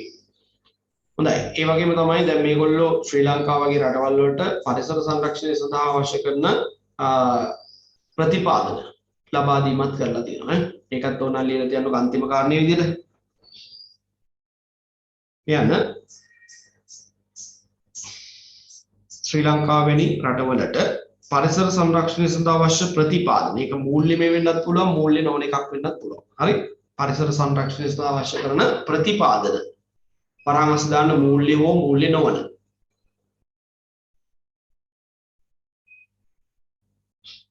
ප්‍රතිපාදන ලබා දීම. හොඳයි අපි කතා කළා එතකොට ජාත්‍යන්තර මට්ටමේ පරිසර සංවිධාන තුනක් පිළිබඳව. මේ හතරවෙනි එක්කෙනාටත් යමු දේශගුණ විපර්යාස පිළිබඳ අන්තර්රාජ්‍ය අනු කමිටුව. අපි මෙයාට කියනවා UNFCCC. UNFCCC. කෙටි නම ලියා ගන්න. සමහරවිට බහුවර්ණ ප්‍රශ්න වල අහන්න පුළුවන් UNFCCC අනු කුමක්ද කියලා. එතකොට ඔයාලා දැනගන්න ඕනේ මේ එක්සත් ජාතීන්ගේ දේශගුණ විපර්යාස පිළිබඳ අන්තර්රාජ්‍ය අනු කමිටුව කියලා. මේකේ තියෙන්නේ කොටසයි දාලා තියෙන දේශගුණ විපර්යාස පිළිබඳ අන්තර්රාජ්‍ය අනු කමිටුව කියලා. ඒකේ මුල කැලලක් දාගන්න එක්සත් ජාතීන්ගේ දේශගුණ විපර්යාස පිළිබඳ අන්තර්රාජ්‍ය අනු කමිටුව UNFCCC. UNFCCC. අපි පොඩ්ඩක් කියවලා බලමු මේකේ මොකද්ද කියන්නේ කියලා. ඔයාලා ෂෝට් නෝට් එකේ මාතෘකාවට ගන්න එක්සත් ජාතීන්ගේ පරිසර වැඩසටහන හා එක්ව පිහිටවන ලැබුව ආයතනයක් වේ. හරි UNEP එකත් එක්ක යන එකක් නු. දේශගුණය හා සම්බන්ධ දත්ත හා ප්‍රතිමානයන් පිළිබඳව පර්යේෂණ කිරීමක් මේ මගින් සිදු නොකරන අතර මිනිසාගේ බලපෑම මත සිදුවන දේශගුණ වෙනස් වීම මගින් ඇතිවන අවදානම පිළිබඳව අවබෝධ කර ගැනීම සඳහා අවශ්‍ය වන නවතම විද්‍යාත්මක තාක්ෂණික සමාජාර්ථික තොරතුරු ලෝක මට්ටමින් පරිපූර්ණවත් විවෘත හා විනිවිදභාවයෙන් යුතුව ඉදිරිපත් කිරීම මෙහි කාර්යභාරය වේ. එහෙනම් අපි හිතපු එක නෙමෙයි මේක කරන්නේ. නේද? මොකද්ද මේකේ කරන්නේ? ඒක කියන්නේ මොකද්ද? දේශගුණය හා සම්බන්ධ දත්ත හෝ ප්‍රතිමානයන් පිළිබඳව පර්යේෂණ කිරීමක් මේ මගින් සිදු නොවේ. ඒකනේ බලාපොරොත්තු වෙන්නේ. නේද? දේශගුණ විපර්යාස හා දේශගුණය සම්බන්ධ ප්‍රතිමානයන් නැත්නම් පර්යේෂණ කිරීමක් මේ මගින් කරනවා ඇති කියලා තමයි අපි හිතුවේ. හැබැයි ඒක නෙමෙයිලු කරන්නේ. ඒස අපි මෙහෙම ලියාගෙන යමු. පළවෙනි කාරණේ ලියන්න. එක්සත් ජාතීන්ගේ පරිසර වැඩසටහන හා සම්බන්ධ ආයතනයක් වේ. එක්සත් ජාතීන්ගේ පරිසර වැඩසටහන හා සම්බන්ධව ආරම්භ කළ ආයතනයක් වේ.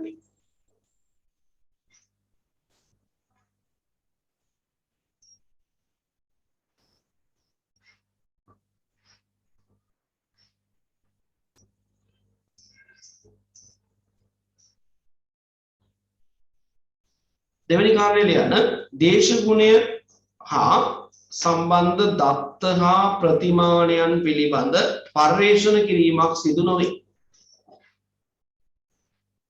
දේශගුණය හා සම්බන්ධ දත්ත හා ප්‍රතිමානයන් පිළිබඳ පර්යේෂණ කිරීමක් සිදු නොවේ. මේ මගින් සිදු නොවේ.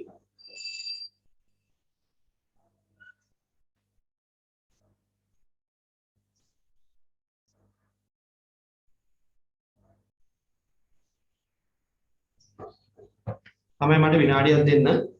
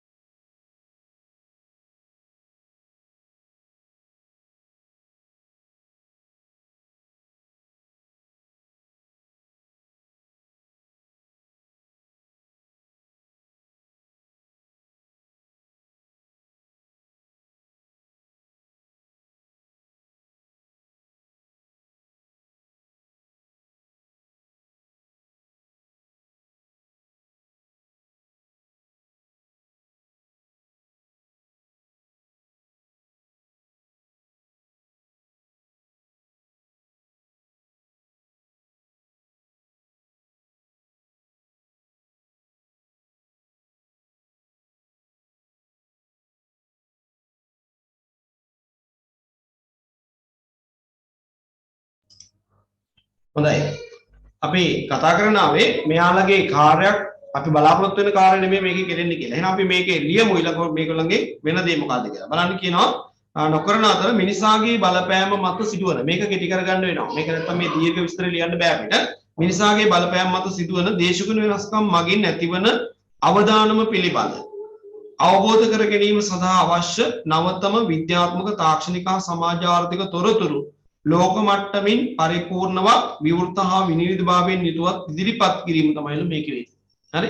ඇත්තරම් බැලුවොත් ඒක ෂෝට් කරගන්නත් බැරි මට්ටමක තියෙන්නේ නේද? සම්පූර්ණ කාරණා ටික ඔක්කොම අවශ්‍ය වෙනවා. ඒ නිසා අපිට සිද්ධ වෙයි මේක හිමම ලියන්න. මෙතනින් පටන් ගමු මම කියන්නම් ඔයාලා ලියන්න. මානව බලපෑමෙන් සිදුවන දේශගුණක වෙනස්කම් මානව බලපෑමෙන් සිදුවන දේශගුණික වෙනස්කම් මානව බලපෑමෙන් සිදුවන දේශගුණික වෙනස්කම් වල අවදානම පිළිබඳ දේශගුණ වෙනස්කම් වල අවදානම පිළිබඳව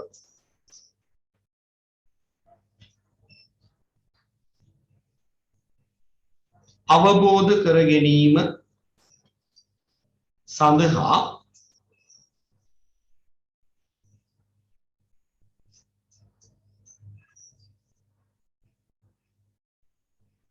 විද්‍යාත්මක තාක්ෂණික හා සමාජාර්ථික තොරතුරු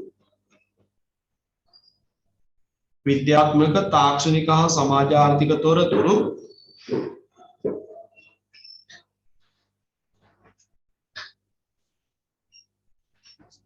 ගෝලීය මට්ටමින්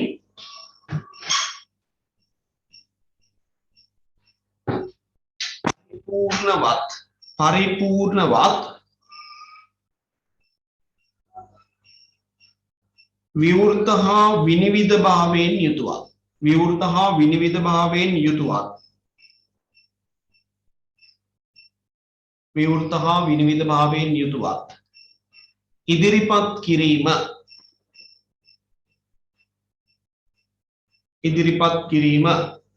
මෙහි කාර්යභාරය වේ මෙහි කාර්යභාරය වේ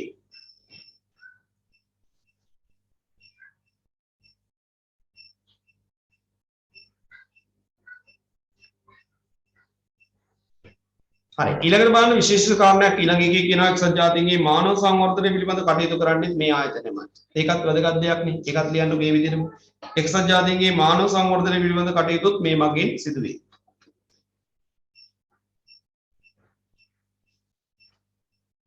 හොඳයි. එතකොට අපිට වැඩිදුර විස්තර නැහැ. ඔන්නේ කාරණා ටික තමයි ඉගෙන කතා කරන්න තියෙන්නේ. ඊළඟට 5 වෙනි සහ 6 වෙනි ජාත්‍යන්තර මට්ටමේ සංවිධාන දෙක ගැනත් ඔය ගාම කතා කරමු. එතකොට අපෙන් වැඩිපුර අහනවා නම් අහන්න තියෙන අවස්ථා තියෙන්නේ ඔය පළමුව කතා කරපු තුන් දෙනා පිළිබඳ. නේද? කවුද? එක්සත් ජාතීන්ගේ පරිසර වැඩසටහනයි, මිහිතල සමුළුවයි. අපි ඊළඟට කතා කළේ කවුද?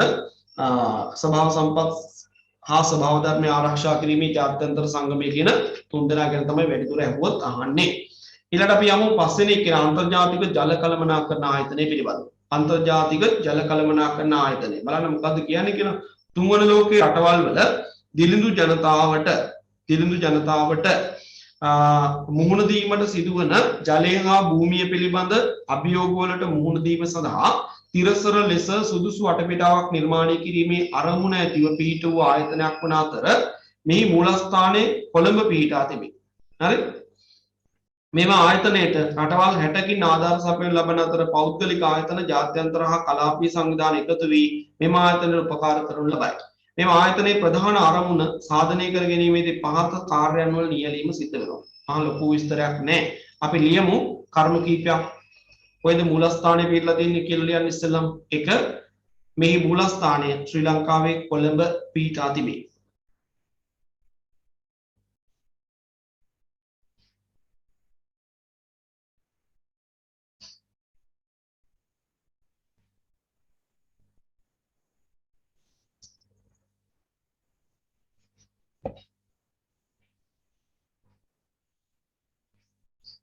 ඊළඟට අරමුණ ලියමු ප්‍රධාන අරමුණ ලියමු. තුන්වන ලෝකයේ රටවල දිලිඳු ජනතාවට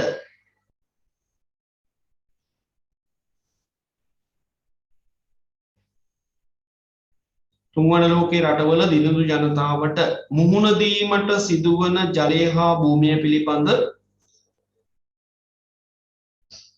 අභියෝගවලට භූමිය හා ජලය පිළිබඳ අභියෝගවලට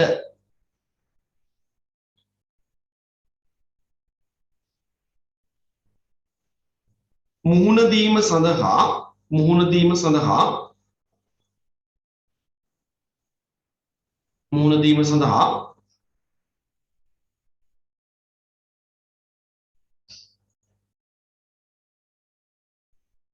තිරසර ලෙස සුදුසු වටපිටාවක් නිර්මාණය කිරීමේ අරමුණින් පිහිටුවා තිබේ. තිරසර ලෙස සුදුසු වටපිටාවක් නිර්මාණය කිරීමේ අරමුණින් පිහිටුවා තිබේ.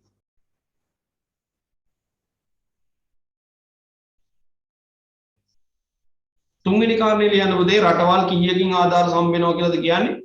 රටවල් 60කින් පමණ ආධාර සැපේ. තුන්වෙනි කාරණේ රටවල් 60කින් පමණ ආධාර සැපේ.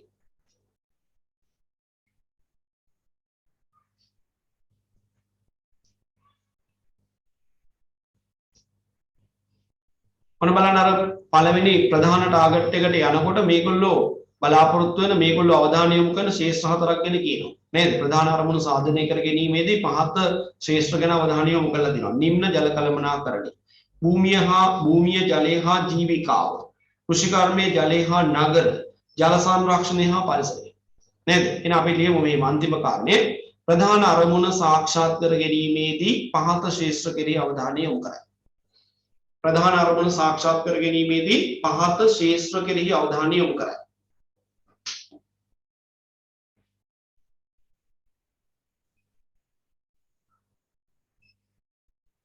පහත ශේෂ්ත්‍ර කෙරෙහි අවධානය යොමු කරයි.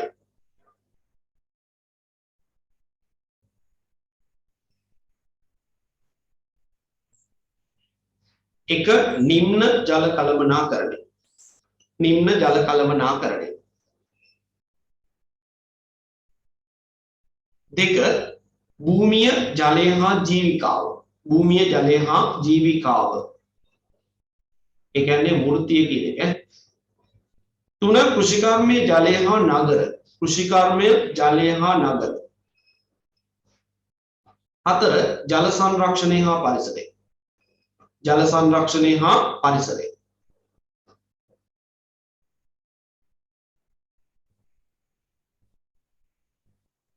හොඳයි. හයවෙනි එකටත් යන් ඔය ගමු. දකුණු ආසියාතික සහයෝගීතා හා පාරිසරික වැඩසටහන. දකුණු ආසියාතික සහයෝගීතා හා පාරිසරික වැඩසටහන.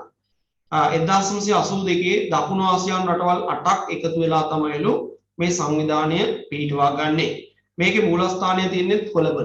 හරි? මෙම සංවිධානයේ විෂයපත 15ක් හඳුනාගෙන ඒවා එක් එක් සමාජික රටවල් අතර බෙදා දෙනවා. ඒ විෂයපතයන් 15ක් හඳුනාගෙන එක එක ක්‍රියාකාරකම් මේකේ අවශ්‍ය කරන දේවල් ක්‍රියාත්මක කිරීමේ බලය එක එක රටවල් වලට බෙදා දීලා තියෙනවා කියලා තමයි කියන්නේ. බලන්න මේකේ හඳුනාගත්ත මේ විෂයපතයන් 15 වෙන් කීපයක් පිළිබඳව දක්වලා තියෙනවා. බලන්න ඉන්දියාවට තියෙන නීති සකස් කරන එකයි අධ්‍යාපනයේ පුහුණු කිරීමයි. හරි? ඉරානය බලශක්ති වගකීම් හා පරිසර ගුණය ගැන අවධානය යොමු කරන්න කියලා ඒගොල්ලන්ට කියලා. බංග්ලාදේශයට තියෙනවා කියන්නේ කඩලාන ඩෙල්ටා වෙරළ ප්‍රදේශ සංරක්ෂණය කිරීම සම්බන්ධයෙන්. නේපාලයට සංචාර කර්මාන්තය සම්බන්ධයෙන්. පාකිස්තානයට පරිසර පද්ධති හා ප්‍රජා වන වගාවන් පිළිබඳ. ඊළඟට සසෙප් කියලා තමයි මේක සංවිධානය හඳුන්වන්නේ. ඒ කියන්නේ මොකද්ද මේ දකුණු ආසියාතික සහයෝගීතා පරිසර වැඩසටහන. සසෙප් කියලා කියන්නේ. එතන මේ මුළු සංවිධානයෙම බලාපොරොත්තු වෙන දේ තමයි කාන්තාරීකරණය හා ප්‍රාදේශීය මුහුදු කියන තේමාව. හරි මුළු සංවිධානයටමයි තියෙන්නේ. කොහොමයි යන්නේ? අපි එනම් පටන් ගමු ලියන්න. 1 1982 දී ආරම්භ කර තිබේ. පළවෙනි කාරණේ 1982 දී ආරම්භ කර තිබේ.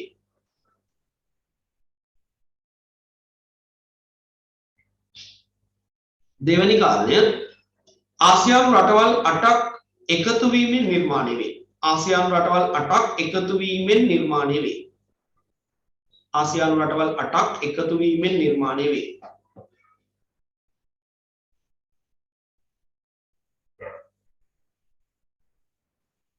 තුන මේ මූලස්ථානයේ කොළඹ පිහිටා ඇත.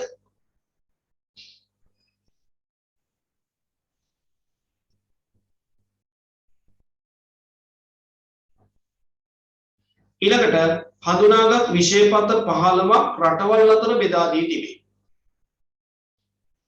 හඳුනාගත් විශේෂපත 15ක් රටවල් අතර බෙදා දී තිබේ.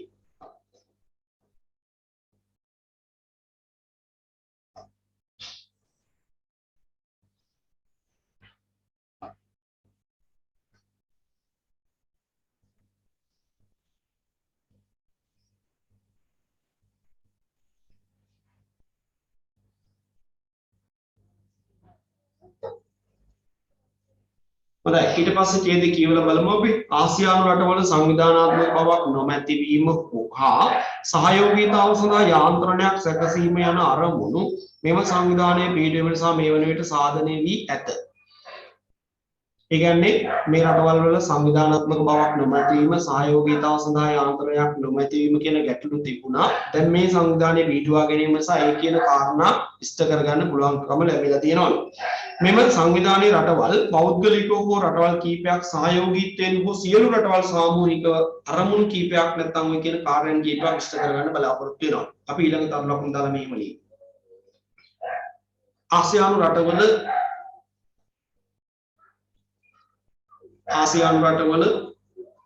සංවිධානාත්මක බව සහ සහයෝගීතාව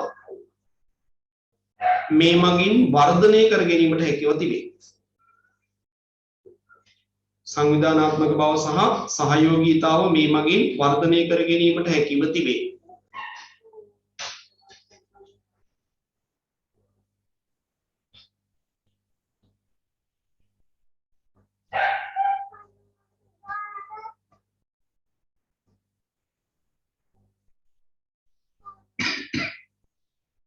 ඊට පස්සේ ලියන අන්තිම කාරණය මෙම සංවිධානයේ අරමුණු අතර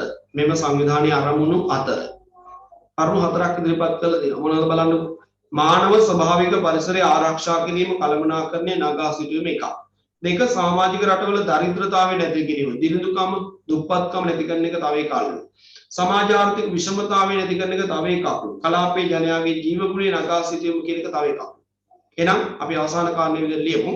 මෙම සංවිධානයේ අරමුණු අතර 1 මානව ස්වභාවික පරිසරය ආරක්ෂා කිරීම කළමනාකරණය කිරීම සහ නගා සිටුවීම. 2 සමාජික රටවල දරිද්‍රතාවය නැති කිරීම, සමාජික රටවල දිළිඳු බව නැති කිරීම.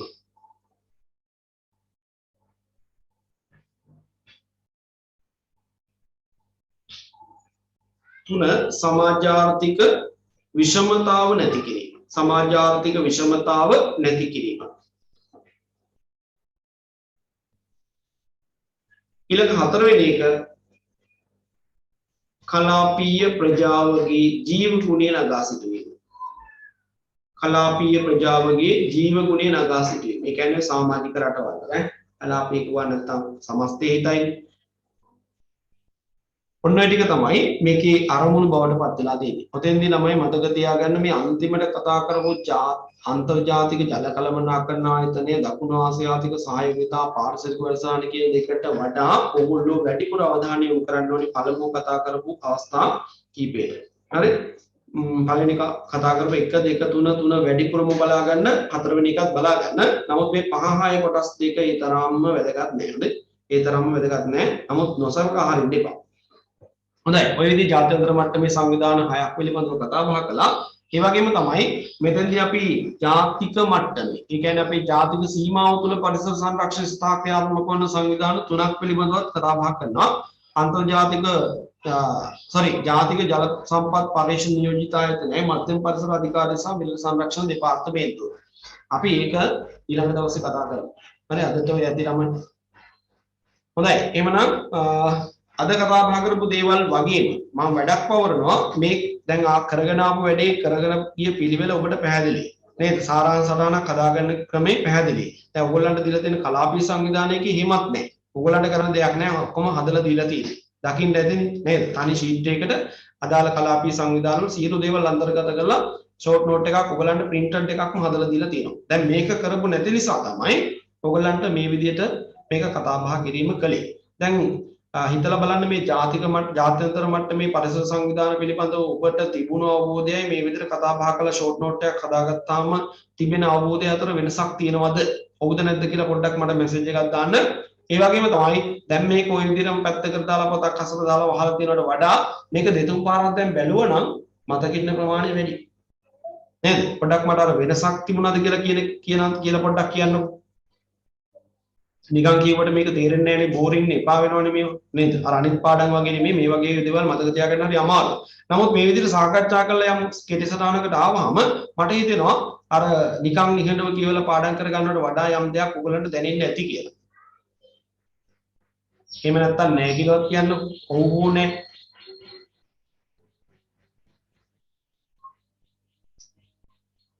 ඔව්. ඔන්න උත්තර එනවා ඕ කියලා නැහැ කියලා කියන්නේ නැහැ කවුරුත්. ඒ වගේම පොඩි උත්සාහයක් ගන්න ළමයි මේ ජාතික මට්ටමේ සංවිධාන තුන ගැන ඔයාලට මේ වගේ සටහනක් හදන්න පුළුවන්ද කියලා බලන්න. හරිද? ඒකේ ඊට වඩා වටිනවා. මම මැදිහත් වෙලා මේකේ තියෙන ස්පීඩ් එක අරගෙන ඕගොල්ලන්ට ලියන්න දෙනවට වඩා ඕගොල්ලෝ කියවලා මේකේ වැදගත්ම දේ මෙන්න මේවයි කියලා තේරුම් බේරුම් කරගන්න පුළුවන් නම් ඒක වටිනවා. දැන් ඉදිරියට එන අධ්‍යාපන ක්‍රමයක් එහෙමයි පුතේ. හොඳේ ඕගොල්ලෝ යන්තම් පිටලා ඔය සාම්ප්‍රදායික ක්‍රමයක යන්නේ ඇයි? දැන් තව දින කීපයකින් හැබැයි ඊළඟට එන කණ්ඩායමට වෙන්නේ ওই වැඩේ. ඔයගොල්ලෝ දන්නවද 2020-25 අධ්‍යාපන ප්‍රතිසංස්කරණය නෝ 2020-25 අධ්‍යාපන ප්‍රතිසංස්කරණය නෝ සම්පූර්ණයෙන්ම එනවා කියන්නේ මොඩියුල් ක්‍රමයක්. මොඩියුල් ක්‍රමයක්. කැම්පස් වල යන සෙමිස්ටර් ක්‍රමයේ තමයි හඳුන්වා දෙන්න හදන ඉස්කෝල වලට.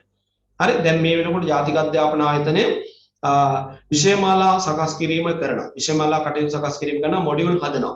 ඒතර ළමයින්ට පුළුවන්කම තියෙනවා මොඩියුල් තෝරගන්න. හරි දැන් රත්නපුරේ ළමයිකට කැමති නම් ඕනනම් මැනික් සම්බන්ධ මොඩියුල් එකක් තියෙනවා. ඒක තෝරගෙන කරන්න පුළුවන්. මැනික් සම්බන්ධ අදහසක් තියෙන අය. තේවගාව සම්බන්ධ අදහසක් තියෙන කෙනාට තේවගාව සම්බන්ධ මොඩියුල් එක තෝරගෙන කරන්න පුළුවන්. ඊළඟට මෝටරත කාර්මික කටයුතු සම්බන්ධ මොඩියුල් එකක් තියෙනවා නම් ඒක තෝරගෙන කරන්න පුළුවන්. එහෙම Tamanට කැමති දේ තෝරගෙන කරන්න පුළුවන්. ඒ වගේම තමයි පැය 10ක කාලයක් ඇතුළත මොඩියුල් එක අධ්‍යයනය කරලා ඉවර කරන්න. ගුරුවරු මේ විදිහට උගන්වන්නේ නැහැ. ඔන්න පුතේ මෙහෙමයි විස්තරේ මෙහෙමයි කියලා කියා දීලා දැන් නෝට් එක අරන් ලියා ගන්න ඒව නැහැ. හරි ඒව නැහැ. අවශ්‍ය කරන පහසුකම් ටික සම්පාදනය කරලා දීලා ඒ රාමුව තුළ ළමයා වැඩ කරනවද කියලා බලන ක්‍රමයක් තමයි හදලා තියෙන්නේ. හරි දැන් මේ වෙනකොට අපි මොඩියුල් ලියාගෙන යනවා ජාතික අධ්‍යාපන ආයතනයත් එක්ක සම්බන්ධ වෙලා ලොකු වැඩක්. ඒක 2023 2022 දී නියම ව්‍යාපෘතියක් විදිහට ලංකාවේ ඉස්කෝල 120ක් තෝරගෙන කරනවා. ඒ වගේම තමයි 2023 දී ඕලෙවල් 2024 ඕලෙවල් ලියන ළමයින්ට ඒක හඳුන්වා දෙනවා ලංකාවම ආවරණය වෙන ආකාරය. ඒ කියන්නේ ඒ ලෙවල් විභාගයටත් ওই ක්‍රමෙම එනවා. හරි ඒ ලෙවල් වලටත් හදනවා. ඕ ලෙවල් වලට විතර නෙමෙයි ඒ ලෙවල් වලටත් හදනවා. නිපුණතා පාදක අධ්‍යාපන ක්‍රමයකට යන්නයි හදන්නේ. එතෙන්දී ගුරු කේන්ද්‍රීය නෙමෙයි ශිෂ්‍ය කේන්ද්‍රීය අධ්‍යාපනයට මූලික තැන ලැබෙනවා. හරි ඒ වගේම තමයි ඔබට ලකුණු හම්බෙන ක්‍රමේ තමයි පාසලෙන් තමයි ලකුණු හම්බෙන්නේ 60ක්. පාසලෙන් 60ක් ලකුණු හම්බෙනවා විභාගයෙන් ගන්න තියෙන ලකුණු 40යි. හරි එතකොට මේ පවතින සමාජ ක්‍රමය තුළ හැදිලා තියෙන මේ උපකාරක පන්ති කියන ශාස්ත්‍රයේ සම්පූර්ණයෙන්ම උපකාරක පන්ති කියන මේ ශාස්ත්‍රයේ සම්පූර්ණයෙන්ම අතුගාලම දානවා. හරි අතු ගෑවිලා යනවා. මම දන්නේ මේක හොඳට ක්‍රියාත්මක වෙයිද කියන්න. හැබැයි පුතේ මේ බලාපොරොත්තු වෙන අන්දමට මේ ක්‍රමයේ මේ මොඩියුල් ක්‍රමයේ සාර්ථක වෙලා පාසල් පද්ධතිය තුල ගියොත් ඉබේටම ටියුෂන් නැති වෙනවා. ඒක අපි දන්නවා ඒක නැති වෙලා යනවා. හරි ඒක හොඳයි. දැන් මේ යන ක්‍රමයේ රැල්ලට යන්න ගිහිල්ලානේ මේ ඔක්කොම වෙන්නේ නේද? ඔය කියන විදිහට ඔය වැඩේ ක්‍රියාත්මක වුණොත් ඒක 100%ක්ම සාර්ථකවම සිද්ධ වෙනවා. ඒක තමයි රජයේ අරමුණ වෙන්නේ. දැන් අපි දන්නවා පවුලක් ගත්තාම පවුලේ ආදායමේ 25ක් විතර වියදම් කරන්නේ අධ්‍යාපනයට. නැද්ද කියලා බලන්න ඔබගේ පවුල ගැන කල්පනා කරලා බලන්න අම්මා තාත්තා හම්බ කරන සල්ලි වලින් කොච්චරක් ටියුෂන් පන්ති වලට ගෙවනවද කියලා බලන්න. නේද? එතකොට මේ ආදායම මදි. බඩු මිල ඉහළයි. ජීවන මට්ටම ජීවන බර දරා ගන්න බෑ. කොහොම සමාජීය ප්‍රශ්න ගොඩක් නිර්මාණය වෙන්නේ ඔය නිසා කියලා තමයි මේ තියෙන ආණ්ඩු දැන් තේරුම් අරන් ඉන්නේ. ඒ කියන්නේ අධ්‍යාපනයට සෑහෙන මුදලක් අපේ රටවල වියදම් කරනවා. තරගකාරී අධ්‍යාපනයක් නෙතියි. නේද? තරගකාරී බව කොච්චරද කියනවනම් ඉහළම ලකුණු ලබා ගන්න ළමයින්ගේ යම් පිරිසකට විතරයි උසස් අධ්‍යාපන අවස්ථාවන් හිමි වෙන්නේ. නේද? හොඳ පාසලක් ගන්න පුළුවන්. ඕක තමයි අපේ රටේ තියෙන අධ්‍යාපන ක්‍රමයේ දුර්වලතාව. නේද? තරගකාරී ශිෂ්‍යත්ව විභාගෙ බලන්නකො. ලකුණු 180කට වඩා වැඩි ලබාගත්ත ළමයි සෑහෙන ප්‍රමාණයක් ඉන්නවා. හැබැයි ඒ ළමයින්ට හොඳ ඉස්කෝලයක් දෙන්න කියම ඉස්කෝල නැහැ. නේද? හොඳ ඉස්කෝලයක් දෙන්න ඉස්කෝල නැහැ. ඔන්න තරගකාරී අධ්‍යාපන ක්‍රමය තුල ඇතිවලා තියෙන රට. ඒස ඕව නැති කරන්න වැඩ පිළිලක් තමයි මේ යන්නේ. එතකොට මේ ක්‍රමේ අඳුරගෙන අර පවුල තුල අධ්‍යාපනයට කරන වියදම අඩු කරලා මිනිසුන්ගේ අතේ සල්ලි වලින් ඉතුරුවක් කරලා අධ්‍යාපනයත් හොඳ පැත්තකට ගෙනියන්න තමයි මේකේ අරමුණ වෙලා. ෆින්ලන්ත අධ්‍යාපන ක්‍රමයේ ලංකාවට ගලපන්න තමයි හදන්නේ. ඒක කොයිතරම් දුරට මේ සැබෑ ලෝකයේ තුල සාර්ථක යථාර්ථවත් ක්‍රියාවලියක් බවට පත් වේද කියන්නේ මම දන්නේ නැහැ. මේගොල්ලෝ මේ කියන විදිහට මේක ක්‍රියාත්මක වුණොත් අනාගතේ ටියුෂන් නෑ ලංකාවේ. හරි මම දන්නේ නැහැ මොන මට්ටමේ ක්‍රියාත්මක වේද කියන්න. එහෙම ක්‍රියාත්මක වුණොත් සාර්ථකව අනිවාර්යෙන් ටියුෂන් නැති වෙනවා.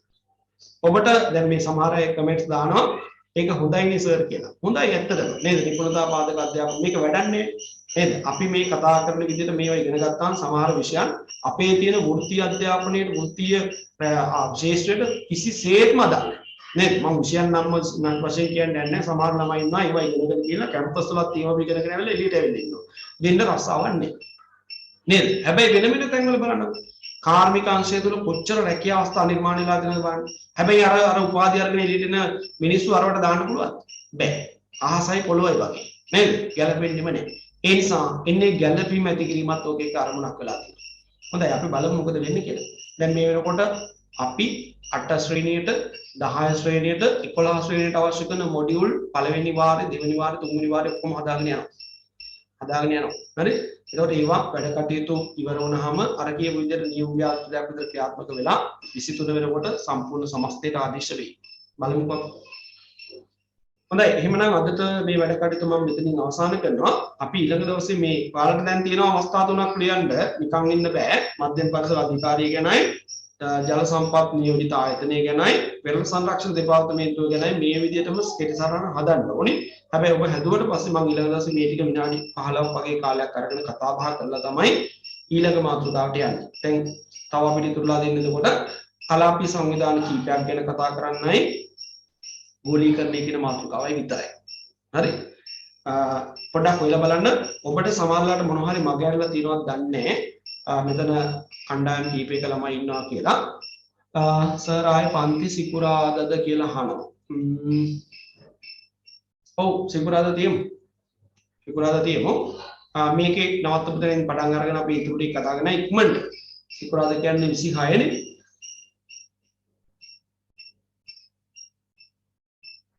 බලමු අපි ඊට කලින් දිනයක් ගන්න පුළුවන්ද කියලා. 30ට කලින් අපි මේ ඉතුරු ටික ඔක්කොම ඉවර කරන්න බලාපොරොත්තු වෙන්නේ. කලාපීය සංවිධාන වලත් ළමයි ලොකු දෙයක් නැහැ. පැය දෙකක ඉවර කරගන්න පුළුවන්. එතකොට අපිට ඒකට එක දිනයක් ගත්තාම ඔව් සිකුරාදා හවස තමයි දාන්නේ. සිකුරාදාත් හවසම තමයි දාන්නේ. නැත්තම් වෙන දවසක් දාන්න කියලා තියෙනවා. බලමු මම වෙන දවසක් ගන්න පුළුවන් වුණොත් දැන් මේ දවස්වල ඔක්කොම හවස පන්තිලි කරන්න වෙලා තියෙන උදේවරු කරන්න බෑනේ ඉස්කෝලේ ගමනත් එක්ක. ඒ නිසා පොඩි රෂ් එකක් තියෙනවා හවස වරුවේ. වෙලාවක් ගන්න පුළුවන් වුණොත්. පැයක් වුණත් කමක් නැහැ නේ අපිට. නේද? දැන් අපි පැය දෙකේ වට සීමා වෙන්න ඕනේ නැහැ. අපිට ඉතුරුලා තියෙන්නේ බොහොම චුට්ටයි. තියරි කොටස අපේ ටාගට් එක තියෙන්නේ 30ට කලින් මේ සියල්ල ඉවර කරගන්න. 30 වෙනිදාට පෙර ඉවර කරගන්න. ඒ නිසා අපි දවසකට පුළුවන් පැයද අපි මේ පැයට හරි සූදානම් වෙන්න බලමු. නේද? සූදානම් වෙලා මේ 30ට කලින් මේ තියෙන තියරි කොටස් ටික ඉවර කරගමු. ඊට පස්සේ අපිට සම්පූර්ණ ඉතුරු කාලේ රිවිෂන් වලට යොදවා ගන්න පුළුවන්. නේද? එහෙම හොඳයි නේද?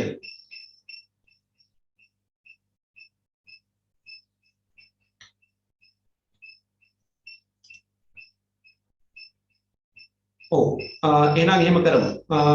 මම ඔයගලන්ට දැනට සිකුරාදා කියලා හිතාගෙන ඉන්න අතරමැද පැයක් හරි ගන්න පුළුවන් වුණොත් මම ඔයගලන්ට මේ වෙලාව දෙන්නම්. දීලා මේ ඉතුරු ටික ඉවර කරලා දාගන්න.